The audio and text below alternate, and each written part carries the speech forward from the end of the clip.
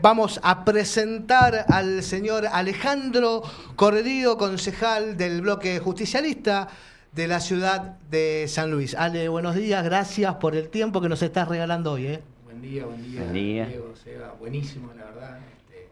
Gracias. Bueno, gracias a usted por una nueva invitación y qué lindo además comenzar esta charla con estas palabras, este editorial espectacular. Gracias. Para traerlo bien a lo local. Este mensaje tendríamos que recortárselo y mandárselo a Toti Videla para ponerle nombre propio, digamos.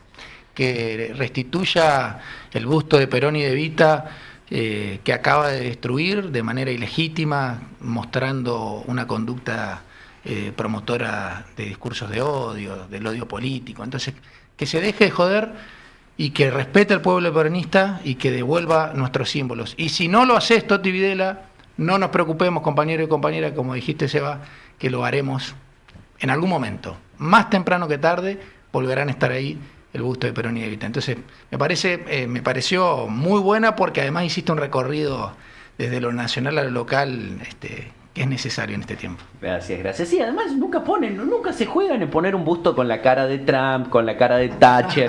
No vemos ideas. Pónganlo, muchachos, jueguense. Pongan un billete, digan $1. Esto es lo que yo creo. No lo hacen. Por lo menos son genuinos, ¿no? Claro, ¿viste? No. Mirá qué diferencia cuando nosotros estuvimos en el gobierno, levantamos un busto a Alfonsín, ¿Qué te parece? En la ciudad. ¿Sí? ¿No? Y ahora que nos toca hacer oposición, lo primero que recibimos es una reprimenda por pensar como pensamos. Y cuando eso viene encima de una persona que accede a un cargo levantando nuestras propias banderas, bueno, además de un poco de bronca, a mí me da lástima, porque en definitiva lo que pienso es cuán equivocado también estuvimos quienes colaboramos con esa persona que creíamos compañera, ¿no? En definitiva. Pero bueno. Qué tremendo, Ale, lo que estás contando, y automáticamente me cae la indignación encima y la pregunta, ¿vale todo en la política? No, desde ya que no. Pero bueno, en realidad, es una buena pregunta. Creo que para responder eso tendríamos que pensar o tendríamos que poder concluir qué es lo político, sin querer irme. Pero ¿la guerra por otros medios? ¿Qué es lo político? Y para responder qué es lo político tendríamos que hacer un análisis, digamos, sobre diferentes perspectivas que incluyen todo lo que podamos pensar, incluso la corrupción como fenómeno. Vos mencionabas recién, Sebastián, también algo que se vincula con la corrupción, como fenómeno, digamos, pero empezando con una mirada crítica a pensar que esa expresión no solamente se vincula con las personas que ejercen determinadas funciones, sino fundamentalmente con las personas que integramos la sociedad, digamos, ese doble. Entonces, a lo que voy es, mi respuesta es no vale todo en la política, pero sí ocurre de todo. Y sí, efectivamente, la sociedad, y todos y todas que somos parte de la sociedad, ocupemos o no cargos de representación, pero digo, un cargo en mi caso concejal. Yo además, cuando deje de ser concejal, voy a seguir siendo abogado, que es lo que soy desde que me recibí y a lo que aspiré a ser desde que terminé el secundario, y eso representa un compromiso con la sociedad en la que vivo, digamos. No es que yo soy abogado y es con la mía y con mi único esfuerzo y solamente para mí, entonces yo como abogado puedo hacer cualquier desastre. No, porque no está pensado. La profesión de abogado como auxiliar de la justicia no está pensada para que yo me enriquezca como si fuese un timbero financiero. Está pensado para aspirar al valor justicia. Como integrante de una sociedad, como concejal, lo mismo, como intendente, lo mismo, como gobernador, presidente, como integrante del Poder Judicial, lo mismo, como comerciante, lo mismo, como industrial, lo mismo, como empresario, lo mismo, como trabajador, lo mismo. Es decir, cuando decimos en la política vale todo, a mí me hace pensar que en nuestro pueblo como el verdadero legitimado, digamos, como la construcción para la que se debe todo lo que nosotros hacemos, de la que somos parte al mismo tiempo, está valiendo todo, porque estamos haciendo, siendo o permitiendo que suceda eso, aun cuando nos resistamos a eso. Aun cuando tengamos a veces discusiones internas, aun cuando un compañero, o como en este caso un intendente que accede, toma estas decisiones, en ese aspecto es un hecho de corrupción. Eso es un hecho de corrupción. ¿Por qué? Porque es desatender la voluntad de un pueblo que construyó eso, no es que te pidió eso, lo construyó, es una expresión propia del pueblo. Entonces, se hace de todo. Yo creo que no vale todo. Sí tenemos un serio problema que tiene que ver con la ética, ni más ni menos, es un problema ético. Entonces, cuando, no sé, ahora acá, en nuestra ciudad, anoche llovió, bueno, un desastre la ciudad. Cada vez que llueve se siembran y florecen inmediatamente una cantidad de baches. Bueno, cuando se le señala al intendente el desastre que está teniendo la gestión y la respuesta es mirar para afuera, buscar algún culpable, mentirle al vecino, decirle que por tal o cual motivo y no asumir la responsabilidad que te toca, aun cuando lo que tengas que decir puede ser algo que no le guste al vecino con el que estás hablando, eso es corrupción, porque eso es darle la espalda a las personas para las cuales nosotros estamos ocupando determinadas cuestiones. En una estructura partidaria, porque así lo acordamos, porque así lo firmamos en una constitución. La mala praxis en gestión es corrupción. Por supuesto, sin ninguna duda. La corrupción, el choreo de plata es una expresión de la corrupción. Cuando yo te digo a vos, quédate tranquilo, que nosotros vamos a trabajar para que vos tengas mejor salud, y en los hechos estoy haciendo lo contrario, no me calienta lo que pasa, vamos a poner un ejemplo, con el Ramón Carrillo.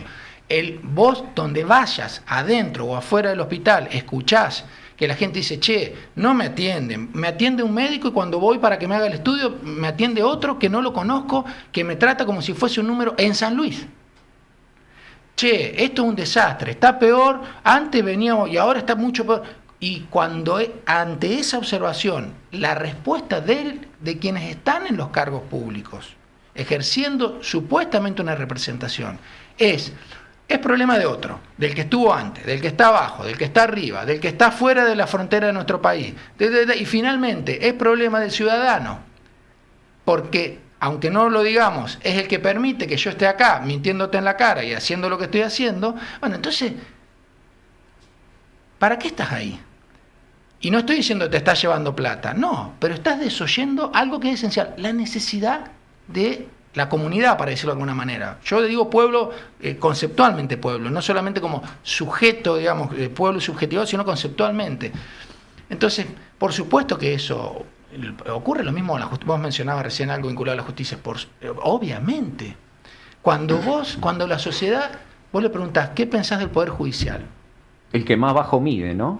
Bueno, pero entonces, ahí ya no tenemos más nada que explicar. Lo que tenemos es que trabajar para cambiar esa realidad. Porque explicar por qué sucede eso suena a buscar una excusa. Hay que trabajar para cambiar. Es que el Consejo de la Magistratura, usted tiene que entender la designación. El senador había salido a tomar un café y entonces lo encerraron y entonces ahí no se pudo y entonces metieron un juez que... Mira, al vecino esto... Pero no, además que siempre queda lejos. Bueno, además hay que decir que el Poder Judicial es el que más lejos le queda siempre al vecino y a la vecina. Pero, por ejemplo, una discusión de estos días en que nos involucra directamente. Bueno, yo además lo digo como abogado y sé de lo que hablo cuando ejerzo la profesión y cuando mis clientes, mi clienta me dice, pero no me dijiste que este trámite cuando vos ves demorando más de lo que debería, me va a llevar 7 meses, 1 año, 2 años y vamos 1 año y medio y recién estamos dando el primer paso. No me dijiste eso y ahí los abogados tenemos que empezar a explicar. Bueno, pero pensemos en algo, el Poder Judicial. Todo el año pasado hubo una discusión política entre el Poder Judicial y el Poder Ejecutivo que después fue licuada por el Poder Legislativo, es decir, los 3 poderes mirándose hacia adentro, discutiendo sin pensar en lo que le pasa al vecino, pero con una condición clara. El principal responsable de desarticular cualquier controversia, eso es el Poder Ejecutivo. Eso lo quiero decir siempre, en cualquier circunstancia, cualquiera sea. Y porque es el más expeditivo, ¿no? Por supuesto. Claro. Pero además, por ejemplo, porque en este caso, todo el año pasado discutiendo por qué la justicia no funcionaba y la justicia diciéndole necesito mucho más de presupuesto de lo que tengo, y la respuesta durante el año pasado del Poder Ejecutivo fue: vos estás ejecutando el presupuesto que vos elaboraste, Poder Judicial, vos estás ejecutando el presupuesto que vos elaboraste. Entonces la respuesta del Poder Ejecutivo, engañosa hacia el pueblo, era: el Poder Judicial se queja, pero en realidad ellos proyectaron estos números. O sea que es un problema tuyo, arreglate vos, Superior Tribunal, arréglense. Resulta que este año o sea, el año pasado, para este año 2025, el Poder Judicial elabora un presupuesto y dice, mira, yo para que funcione la estructura mínimamente necesito esto. Más allá que después vamos a hacer un paréntesis, quienes estamos compartiendo acá, todos sabemos que en general los presupuestos están subvaluados, el de la provincia y el de la ciudad, ni hablar, en este caso, 2025, pero digo, el Poder Judicial y cumplió su tarea constitucional, elaboró su presupuesto, se lo mandó al Poder Ejecutivo no para que lo revise ni para que diga si le gusta o no le gusta, porque como le dijo el Poder Ejecutivo durante todo el año es una facultad exclusiva del Poder Judicial, elaborar su presupuesto. Se lo mandó al Poder Ejecutivo para que lo copie, lo pegue en el proyecto de ley que debe mandar el Poder Ejecutivo, no lo puede mandar el Poder Judicial, claro, para que copie, pegue y lo mande al Poder Legislativo para que el Poder Legislativo discuta y eventualmente diga el Poder Legislativo está mal, está sobrevaluado, lo que sea, o está inflado, lo que sea. Bueno, el Poder Ejecutivo de esta provincia recortó más del 30% del presupuesto que elaboró el Poder Judicial, siendo que durante todo el año le dijo, vos te tenés que bancar sueldos de miseria a los empleados judiciales porque ustedes elaboraron su presupuesto. Resulta que cuando el Poder Judicial elabora su presupuesto, el Ejecutivo, de manera inconstitucional, se lo recorta. ¿Y ahora basándose en qué se lo recorta, Alejandro? En el poder fáctico. Hacen lo que se les canta. Es muy sencillo. Yo agarro, es como cuando digo esto para ser un poco más, para hablar de algo que además me corresponde por competencia. Es como cuando mandó el presupuesto el intendente, que hicieron un desastre en el trámite mismo, hicieron un desastre, pero como tienen el número, bueno, en este caso fue lo mismo. La lapicera para mandar el proyecto por constitución la tiene el gobernador, pero el presupuesto del Poder Judicial lo elabora el Poder Judicial. Claro. Bueno, en este como caso... un poder independiente, además. Por supuesto, además, pero, ¿no? insisto, como todo el año le endilgaron el ministro de Gobierno, todo el año le endilgó al Poder Judicial. ¿De qué se quejan si es lo que ustedes hicieron? Pues bien, cuando el Poder Judicial lo hace ahora, yo te lo recuerdo. ¿Por qué? Porque sale de mi escritorio el proyecto. ¿Y el Poder Legislativo qué hizo? Nada. Ni lo discutieron, ni observaron eso. O sea, el Poder Legislativo aprobó un presupuesto provincial inconstitucional. El Poder Legislativo haciendo una ley innegablemente inconstitucional. Bueno, entonces cuando pensamos en corrupción, automáticamente cuando uno dice corrupción, piensa en la plata. Pero no es solo la plata. La corrupción es actuar de cara a las necesidades del pueblo porque no hay otro depositario de la soberanía que el pueblo. Cuando un funcionario actúa en perjuicio del pueblo, está corrompiéndose. Cuando un policía le pega a un jubilado, está corrompiéndose. Porque la función del policía es cuidar al jubilado, no reprimirlo. Y cuando lo reprime, porque digo que vos mencionaste el jubilado, cuando lo reprime al jubilado, porque sale a reclamar, es decir, a peticionar a las autoridades, a ejercer un derecho constitucional, cuando el policía lo reprime, por eso doblemente está corrompiéndose. Eso es corrupción también, porque es actuar desde un lugar en contra de las necesidades para lo cual estás vos ahí. Reitero, como abogado, como policía, como juez, como intendente, como gobernador, vos estás ahí. Como decía, pero bueno, esto viniendo a lo que decía a la consulta, al postulado original de Diego.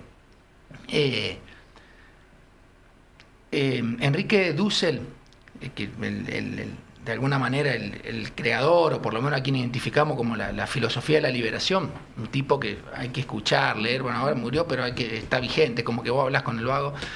El tipo dice... lo que hace él es retomar estructuras políticas y sociales de toda la historia, desde el principio que registramos la historia. En un momento, pensando en Latinoamérica, en esta cuestión de la liberación, el tipo dice, che, a nosotros ya nos dijeron hace miles de años, en la sociedad en la que nosotros vivimos hace miles de años, nosotros como sociedad, miles de años atrás, ya dijimos que tenemos que levantarnos toda la mañana con un oído de aprendiz, para que el que mande obedeciendo. Hace Hermoso. miles de años. Pero digo, no me voy a Europa, que nos mintió como siempre, y que de hace 200, 300 años escribieron que la historia universal arrancó 2000 años, 2500 años atrás. Eso es mentira. No me voy a esa Europa. Digo, nosotros en América Latina, nosotros con la cordillera de los Andes como columna vertebral de la mitad de la historia de la humanidad, nosotros como América Latina, como realmente éramos en la antigüedad verdadera, no en la antigüedad que estudiamos además en las universidades, que estábamos al este del este, porque nosotros, América, antes de ser el continente americano, Indoamérica estaba al este del este, y la civilización se desarrolló de África, Asia, China, América, y cuando estaba en América recién ahí entraron también para Europa. Y Europa después, bueno, como no sabía, en un momento no tenía cómo negociar, cómo irse hacia el centro, hacia el Mediterráneo del mundo, que estaba en Asia, ahí la pegaron, de casualidad llegaron acá de y llegaron acá. Aterrizaron acá. Claro, y le clavaron el genocidio más grande de la historia de la humanidad. Bueno, nosotros, nuestras culturas, que somos eso, porque no somos otra cosa que eso, después mixturémonos con el resto del planeta, con todas las oleadas de las que sean. Nosotros ya teníamos en nuestras culturas originarias la idea del poder obedencial. El poder obedencial. No puede haber poder genuino si no es obedencial. ¿Obedencial a quién? Al pueblo. Totalmente. Y es un problema porque, bueno, a partir de ahí, por eso digo, después, qué sé yo, viene la Revolución Francesa, entonces lo que se siente en la izquierda, ahora nosotros somos la izquierda, entonces inventamos un concepto que siempre estuvo, mentira, pero ahora somos la izquierda y somos la progresista contra los derechos conservadores. Inventaron ellos una historia y a partir de ahí todos nos tenemos que adecuar a eso. Pero nosotros somos otra cosa, tenemos otra experiencia de miles de años. ¿Se puede pensar eso en nuestros términos institucionales respecto a los poderes? En algún momento me acuerdo de haber leído algún texto de Cristina y quedarme pensando, ¿por qué tenemos que tener 3 poderes? ¿Por qué no podemos pensar otras estructuras, otras sociedades? Debemos hacerlo. Debemos hacerlo, porque mira, cuando pensamos en corrupción, nosotros pensamos en corrupción, las estructuras de nuestros estados están pensados y planificados para superar, vamos a simplificarlo, digamos, ¿no? En la historia constitucional de los estados, el estado actual, que es conocido como estado moderno, está pensado para superar a un estado monárquico. Y viene de Europa, efectivamente viene de Europa. Estamos hablando de Revolución Francesa, 1789. Sí.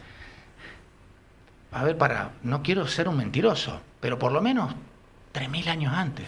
Acá había otra forma de organización. Exacto. Y en Europa también, en África también, en Asia también, había otras formas.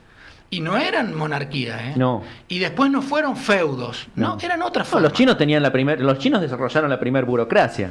¿Por qué? Porque fue la primera región del mundo que fue industrial. Claro. Aunque para nosotros la revolución industrial fue en Inglaterra, europea. ¿Por qué tenían burocracia? Porque los tipos tenían una sociedad industrializada. Claro. Bueno, pero nosotros hacemos de cuenta que eso es es como un libro de historia viejo ahí, con olor a viejo. Entonces pensamos que lo que hoy tenemos es impensable. Y en realidad lo primero que tenemos que hacer es problematizarlo. Claro. Si el Poder Ejecutivo no funciona, no es que no funciona porque no puede gestionar. Yo divido Estado, gestión, política, poder político. Cuando el Estado está lejos del poder político, que es lo que nos sucede desde hace mucho tiempo, eso es, para decirlo en términos chinos, es ser un mandarín, es ser un gestor. Bueno, uno puede gestionar para cualquier color, porque vos lo que tenés que hacer es gestionar. Vos, cebame un mate cumpliendo determinadas reglas. Yo puedo ser, para decirlo en términos actuales, puede ser peronista, radical, de izquierda, de derecha. Sos un técnico. Vos vas y explicás lo que te digan. Bueno, ahora, el Estado es un instrumento para que el poder político cumpla con su finalidad, que es ni más ni menos que satisfacer las necesidades del pueblo. ¿Se puede hacer así de un momento para otro? No, por supuesto que no. Porque el pueblo, como dije al principio, tampoco es que es un concepto es una entidad subjetivada en sí misma, una única cosa. El pueblo es esencialmente contradictorio. Por eso nosotros tenemos los quilombos que tenemos. Y lo seguirá haciendo. Claro. Y eso se refleja, entre otras cosas, en la expresión de las necesidades. Pero hay necesidades que más allá de las contradicciones son evidentes, que tienen que ver sencillamente con dignificar la vida, que es asumir que tu existencia vale por sobre cualquier otra cosa, por sobre cualquier galaxia. Para vos, Sebastián, para vos, Diego, para mí, Ale, mi existencia no puede sino valer más que cualquier otra cosa. Los liberales agarraron esa idea que tiene miles de años, que es de los pueblos originarios que vivían en comunidad, reconociendo la subjetividad, pero en comunidad. Sin priorizar el derecho de propiedad. Eso también es re interesante. No tenían derecho de propiedad, pero podían vivir en comunidad lo más bien. Reconociendo la subjetividad. No tenés derecho de propiedad porque no lo necesitas. Claro. Para vivir bien, para ser quien sos. Algunas culturas originarias el saludo es cuando vos te ves a la cara, el saludo es hola, ¿cómo te va? Hola, te veo. Esa es la respuesta de culturas originarias, de algunas culturas originarias. ¿Qué significa eso? Lo primero, mi primer reacción ante otra persona es existís. Esa, tan básico como eso, es el problema. Perdonen la digresión, pero creo que no digo el problema, sí, es para problematizar, es la condición sobre la que tenemos que elaborar políticamente y después sí vayámonos a toda la coyuntura, a toda la discusión, a la tecnología actual, a quién estamos, a este delirio que tenemos de presidente, al delirio que tenemos de la primer potencia, la más peligrosa de todas porque corre riesgo literalmente la vida sobre el planeta, por lo menos la vida humana, no digo la vida planetaria, digo la vida humana sobre el planeta porque el planeta va a seguir. Sí, de alguna manera porque tuvo millones de años antes que nosotros, entonces, pero sí la vida humana. Bueno, pero entonces hay que problematizarlo, hay que poder problematizarlo y después traerlo a la discusión cotidiana. Nosotros, por ejemplo, en el Consejo tenemos que poder discutir sabiendo por qué estamos sentados ahí. A mí, perdonen que voy a ser autorreferencial, para mí ya me Cordido que habla, pero es que yo arranco siempre aclarándoselo a mis compañeros y compañeras. Yo cuando a mis compañeros y compañeras digo, y ellos pueden dar fe, y las personas con las que trabajamos pueden dar fe, no hay ningún tema del Consejo Deliberante que nos toque intervenir en los que nosotros y nosotras no trabajemos. Claro. Lo estudiamos en profundidad y lo miramos lo máximo posible. A ver, Ale, a mí me parece que hermoso todo lo que han desarrollado históricamente. Yo voy a hacer mi aporte y es mucho más sencillo y más directo. Tenemos que entender de una vez y por todas que el Estado es de todos y todas y que quien gestiona en el Estado es empleado de todos y todas los ciudadanos y ciudadanas del país. En cualquier privado, vos venís de privado, lo dijiste antes, yo toda mi vida me desarrollé en privado, jamás he trabajado en un cargo público. En cualquier privado que ustedes quieran pensar, y más allá del tamaño que tenga, si uno hace las cosas mal, si uno se equivoca, si uno no da resultados a su jefe, automáticamente se va para afuera. Esto es cortito, no hay vuelta atrás acá. Y por otro lado, si cambiamos a la cabeza, vamos a poner el ejemplo de un privado, el gerente general de una fábrica, lo sacamos porque está gestionando mal, está haciendo las cosas mal. Se reúne la mesa de directores y de accionistas y dice, bueno, esta persona como gerente general está gestionando mal, no está haciendo las cosas como corresponde, traigamos un nuevo director general, que en este caso serían en lo público elecciones y un nuevo gobernante. El que ingresa no tiene, pero medio segundo de derecho a decir no, porque el anterior, no, pero me dejaron. A ver, es básico. No es la pesada herencia. Si cambiamos el anterior, flaco, porque estaba haciendo la cosa como el culo. Ahora, si vos te postulaste, si vos tomaste la responsabilidad ante cada uno de las y los argentinos de mejorar la gestión del Estado, que es igual a mejorar la vida de la persona, no me podés hablar ni un segundo de la gestión anterior.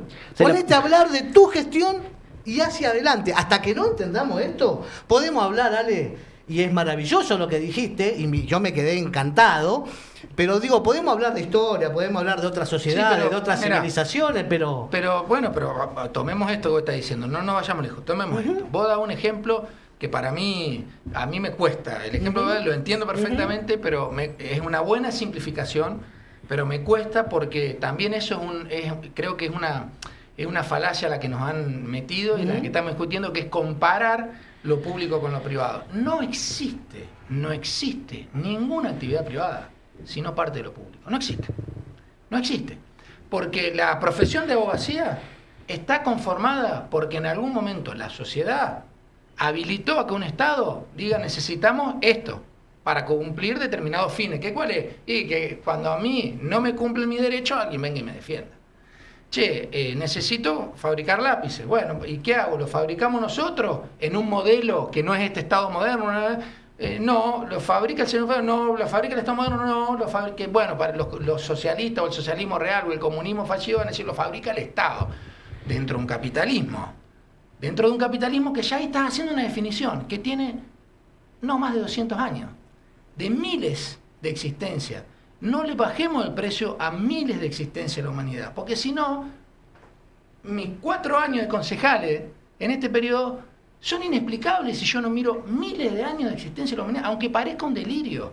Porque si no viene cualquier trastornado y nos dice algo que en el momento queremos escuchar, y nos suena lindo, y entonces como que mi vida la entrego irreflexivamente a el destino que va a manejar una persona porque me gusta tal o cual cosa. Pero para no pensar que lo que está ocurriendo ahora, Alejandro, y de alguna manera, pero por eso. Porque digo, pero yo por supuesto que no quito la importancia del Estado, al contrario, a lo que yo voy y lo que intento plantear es este paralelismo de decir, a vos te eligió la gente para estar ahí, y está fabuloso, está fantástico, pero vos te debes a la gente. Diego, pero vos, retomo también lo que un poco yendo al editorial de Seba. Vos hacés, por eso vuelvo, perdón que a veces viste que me voy, pero vos hacés la comparación entre público, el paralelismo, digamos, empresa-Estado. En una empresa... Desde la gestión, ojo, sí, pero desde quién gestiona, por eso, únicamente desde quién gestiona. Vamos a poner este ejemplo, una empresa, una sociedad, X, elegí vos el rubro, no sé. X, Twitter. Twitter, ahí está. No, porque Twitter es un fenómeno que lo podemos entrar, pero es un fenómeno es global. Bien. A mí por ahí yo me cuestiono hacia mí mismo cuando digo es transnacional, pero porque para mí lo trans implica algo que nos debería hacer pensar en algo que en lo posterior a lo posmoderno, que es donde estamos ahora. Bueno, vamos a decir así, una empresa, Asindar, vamos a poner así, Asindar, a la que ahora este gobierno otra vez la está fusilando, está generando pérdidas enormes por someterse a la voluntad de un tipo que conduce otro país, y que Asindar no va a dejar de ganar. Todo eso que está perdiendo hoy no lo va a cobrar de otra manera. Asindar es una empresa, vamos a decir, no sé, una sociedad anónima. Es una sociedad anónima, bueno. Asindar, para funcionar como sociedad anónima, tiene un estatuto. Sí, señor. Los dueños de Asindar se juntan, hacen un contrato, hacen un estatuto, lo inscriben en el Estado, y el Estado le dice a la empresa privada, vos vas a poder hacer todo lo que dice el estatuto. Si vos no haces lo que dice el estatuto, yo, Estado, puedo intervenirte, cancelarte la personería, enjuiciarte, sancionarte. Tengo un poder coactivo sobre tu empresa más allá de las reglas del mercado. Más allá de eso que parece que no está escrito en ningún lado y que es una cuestión de fe, que eso también es un fetiche, el mercado es un fetiche. Porque si Asindar no cumple con su contrato que está inscrito en el Estado puede decirle a Asindar, ahora no existís más. Vicentín, se acabó. Vicentín. Y entonces, ¿y eso que van a decir? ¿Sos totalitario? No, soy un Estado de derecho. A mí me gusta decirle Estado social, porque Argentina del peronismo adelante es un Estado social de derecho. Pero para los más liberales decir un Estado de derecho, constitucional de derecho. Si vos incumplís con tu propio contrato, el Estado debe intervenir porque esta persona está haciendo cosas para las que no está habilitada. Es como que fuese otra existencia, otra persona. Sus obligaciones, además. Exacto. Bueno, es que por esto esos mamarrachos se autodenominan anarcocapitalistas. Esperá, ese sería el privado. Perdona que me voy. Ese sería el privado. El Estado. El Estado, vos querés decir, che, ¿qué tiene que hacer el Estado? Yo soy abogado, me gusta leer y doy clase con compañero y compañera constitucional. Yo digo, bueno, si vos querés ver ¿vos querés ver el contrato por el que el Estado se tiene que regir? Bueno, lo primero que tenemos que hacer es ir a la Constitución. Y si querés encontrar un pedacito chiquito que te simplifique estudiarte toda la Constitución y todos los tratados internacionales, andate al artículo 75, inciso 19. Y vos vas a ver ahí el mejor plan de gobierno del Estado, no de un partido político, del Estado, sintetizado en las finalidades para las cuales existe el Congreso. Es sancionar leyes para una determinada finalidad y el Ejecutivo cumplirla. Entonces, el Estado tiene también pautas. Lo que pasa es que el Estado, ¿quiénes lo conducen? ¿Quiénes son los burócratas del Estado? Las personas que van ingresando a medida que la política, solamente los partidos políticos, porque es lo que dice la Constitución, se van postulando para que la ciudadanía, el pueblo, que es el único soberano, por eso el que manda tiene que mandar obedeciendo y levantarse todas las mañanas con oído de aprendiz no hacia el gobernador, hacia el presidente, hacia mi conducción política, hacia quien yo ame como conducción política, hacia quien a mi ideología yo esté fascinado. No, eso es una expresión de todo el pueblo. El Estado hay que conducirlo. ¿Qué hacemos quienes participamos en partidos políticos? ¿Qué hacemos? Decimos, el Estado tiene que conducirse para cumplir ese mandato que es la Constitución, tiene que conducirse bajo estas pautas, dentro de la Constitución. Entonces ahí aparece el peronismo, el radicalismo. Los libertarios que no pueden decir en su carta lo que hacen, porque es inconstitucional. No puede decir, yo voy a conducir un Estado siendo anarquista, anarcocapitalista, claro, destruyendo el Estado. No, hermano. Decirlo lo dicen. Por eso te digo, no puede estar habilitado un partido político. Claro. Por eso no accedieron a los puestos a través de un partido político. Por eso Bartolo Abdala, cuando inventó acá un partido político con un montón de fichas truchas, cuando la justicia lo vio, se quedó con 160 fichas. Bueno, si vos querés escribir lo que tu partido va a hacer, si no es constitucional, no te lo inscribe el Poder Judicial. Claro, bueno, ahora, perdón que me vaya. No, está muy bien. Vengo a esto. Cuando vos decís una representación, va para no ir tan lejos, el intendente Isa, el gobernador Poggi, para hablar de lo que a nosotros en lo inmediato. ¿Cuál fue el plan de gobierno de ellos? ¿Y cuál es la plataforma partidaria, política y electoral de ellos? ¿Cuál fue? ¿La conocen? ¿La conocemos? ¿La mostraron? ¿La dijeron? Está escrita, cajoneada. ¿Nos dijeron qué iban a hacer? La famosa expresión de Menem. Si yo decía lo que iba a hacer, bueno, no me hubiera votado nadie. Esa es la confesión de la máxima corrupción, que no es la plata, que también la hubo. La máxima corrupción es decir, yo me postulo para gobernar bajo estas pautas, bajo este parámetro, y cuando estoy en el gobierno hago lo contrario. Y ahí te digo esto, en una empresa privada, el Estado, cuando una empresa se quiere hacer pasar por algo que no es el Estado el que puede intervenir. Bueno, y en este caso es el pueblo el que puede intervenir. Y en este caso, claro, es el pueblo al que el propio Estado todo el tiempo está fogoneando, manipulando, de alguna manera intentando que crea que los problemas que tiene son responsabilidades de otro. Entonces, bueno, ¿qué hago? Porque se está fallando el Estado. Caemos en una pequeña trampa a la democracia, quizás. ¿Y quién debería resolverlo eso? Te voy a dar una opinión personal y por defecto profesional. El último bastión, el último órgano de control de la Constitución, el Congreso, es la Corte Suprema. El control, mira, esto también vamos a decirlo así. A ver. Vamos a decir muy rápidamente un poquito de historia.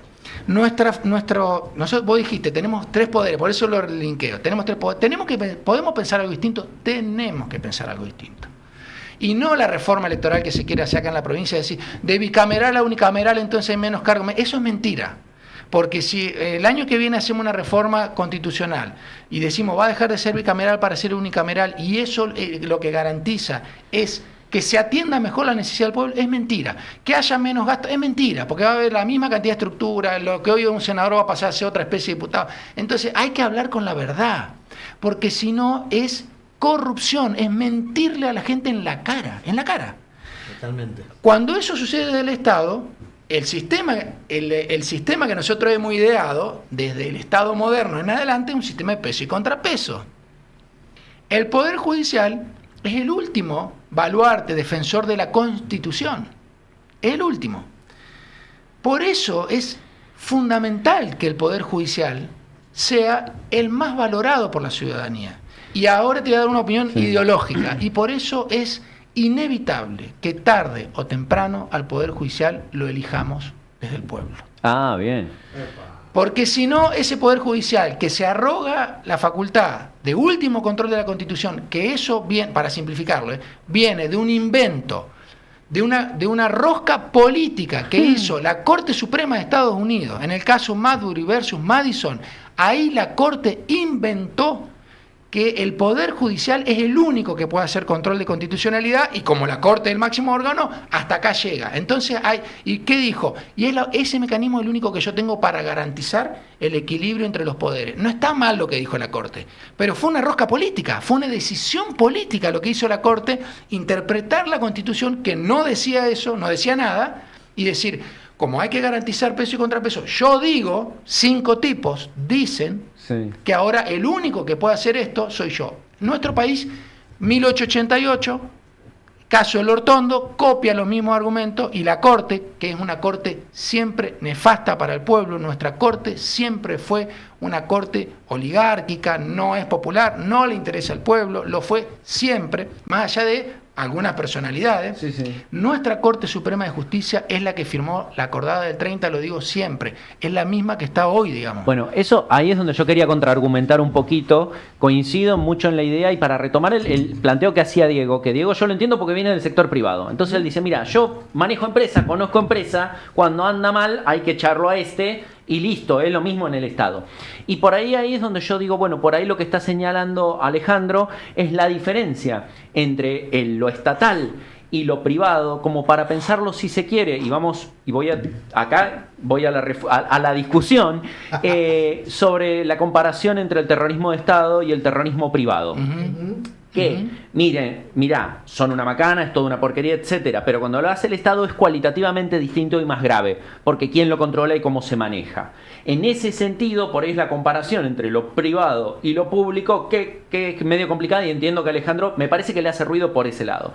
Y acá voy al argumento para preguntarte y decir, a ver, si el Poder Judicial es el gran baluarte, custodio maravilloso, eterno, áureo, impoluto de la patria y su bienestar, ¿por qué lo que se cerró en la dictadura fue el Congreso y el Poder Judicial anduvo bárbaro? Ojo, ahí donde yo digo, mirá, yo dije el Congreso, vos viste que recién yo dije, el custodio, el Congreso, porque al Congreso lo tuvieron que cerrar. Entonces ahí donde yo digo, ¿esto no te hace un poco de ruido? Pero ahí se va porque, creo, no sé, no voy a hacer un exégeta tuyo. Nosotros no pensamos en el Congreso, pero claro, nosotros pensamos en el Congreso. Acá, el Consejo Deliberante. Bueno, yo soy legislador. A mí me eligen. Y la gente me puede votar a mí, porque me conoce a mí. Porque yo hice un laburo en determinado territorio. O me puede votar a mí sin conocerme, porque conoce una conducción del espacio político, o me puede votar a mí, que para mí debería ser el máximo valor, porque identifica que yo formo parte de un partido que tiene determinados valores, porque eso es lo que dice la Constitución. No importan las personas, importan los partidos que deberían ser la expresión del pueblo, dentro de la Constitución. Entonces cuando vos decís, el máximo baluarte del Congreso, ¿por qué? Porque el Congreso es lo que nosotros sentimos que elegimos. Es lo que sentimos que hay pluralidad. Al Poder Judicial no lo elegimos, ni lo discutimos, no sabemos. ¿Quién lo elige al Poder Judicial? ¿Y eso no lo convierte por definición en el máximo baluarte? Justamente que sea electo. Al Congreso. Sí. Pero por eso te digo, esa expresión que vos tenés, yo la comparto desde el punto de vista que en nuestra subjetividad y en nuestro cotidiano, lo que vemos es que el pueblo, cuando quiere hacer tronar el escarmiento, ¿qué hace? Vota. El Poder Judicial está fuera de esa discusión. Entonces no hay manera que lo pensemos hacia el Poder Judicial porque queda lejísimo. Si nosotros tuviésemos que votar jueces, como lo está haciendo México, por primera vez en la historia de la humanidad, un país entero va a elegir a todas sus autoridades de manera democrática. Revolucionario, primera vez en toda la Otra historia vez de la humanidad. México. Otra vez México. México en 1917 revolucionó el mundo. e instituyó en su constitución el constitucionalismo social, literalmente, bajo la línea zapatista. 2 años después lo hace Alemania, ahí el mundo empieza a discutir constitucionalismo social. México ahora acaba de patear el tablero de nuevo y democratiza todo el Poder Judicial, todo el Poder Judicial. Entonces, ¿qué está haciendo México? Mostrando que otras instituciones son posibles. Claro. ¿Qué dice la derecha, el poder conservador, que se rasca en el palo de esta justicia? ¿Qué dice? Eso es antirrepublicano. Vos estás afectando el principio republicano de división de poderes y el Poder Judicial se conforma de una determinada manera y sus miembros son elegidos de una determinada manera para que no quede librado a la ignorancia del pueblo. Es así. Ese es el mensaje que nosotros nos damos a nosotros mismos cuando al Poder Judicial, último custodio de la Constitución, lo elige el propio Estado, el propio sistema endogámicamente. Claro. Entonces, eso es corrupción, se aleja de la mirada del pueblo. El que manda no manda obedeciendo, el que manda manda mandando. Y eso es ir en contra de la necesidad del pueblo. México hace esto ahora, y por supuesto yo creo que va a ser la gran batalla que va a tener Sheinbaum, toda su gestión, cualquiera sea el periodo, esa va a ser la batalla porque es global. Claro que sí. Claro. Ahora, cruzar la frontera, si podés cruzar vivo el muro del odio que Estados Unidos le clavó a México, si lo cruzás vivo, vos te vas a Estados Unidos, y en Estados Unidos hay muchos jueces que desde siempre fueron elegidos por el pueblo, los más chiquitos, Sí. lo que sería acá el juez de paz. En Estados Unidos lo que sería el juez de paz lo elige el pueblo. ¿Pero cómo? Y los fiscales también los votan, tienen pero elecciones, entonces, hacen campaña. Pero y eso no afecta al principio republicano, y eso no afecta a la competencia del que ejerce el Poder Judicial. No, ¿por qué? Porque la parte, la valoración técnica, académica, también se hace. Pero lo más importante es la valoración, la ponderación del pueblo en un momento determinado, en un momento dado, y que pueda ir ajustándose al momento del pueblo, aunque tal vez, como en este momento, a mí no me guste. Claro. Yo no comparto la idea que la mayoría del pueblo vota. Yo después puedo creer, porque le mienten, porque está equivocado, puedo decir lo que sea. Y sí, pero a Milei no lo bancamos. Pero no, porque Milei lo que quiere es destruirnos como pueblo-nación, con mis vecinos y vecinas que dicen, no, pero yo a vos no te voto nunca. Está bien, pero nunca, digamos, yo no lo comparto a eso, pero no voy a negar que el mecanismo por el que se accede es un mecanismo bueno. Claro. Un tipo que estamos viendo ahora, llega al delirio de hacernos creer a todos y a todas que la timba financiera es educación financiera y que entonces nos vamos a salvar nosotros haciendo cositas en el teléfono para ganar 2 mangos para hacer producir la plata, que si la tengo en Mercado Pago, que ya es un negocio, una timba abismal, que le hacemos el caldo gordo a Galperín, que se hizo multimillonario robándole al Estado, la familia de él, y ahora el tipo dice que es un privado, y yo voy privado. No, hermano. Si vos querés ser privado auténticamente, devolverle todo lo que le sacaste al Estado en toda tu historia. Que la historia de ese usa tipo... otro apellido también, ¿no? Bueno, Bastante parecido. Por supuesto. Empieza con Ma y termina con Cris. Por Sí, supuesto. Entonces, definitivamente. claro, digo, porque lo mencionaban también, y vos decís, bueno, pero... Y eso nos queda... No tenemos que poder... Sí, tenemos que poder discutir esto. Che, Ale, pero vos sos concejal.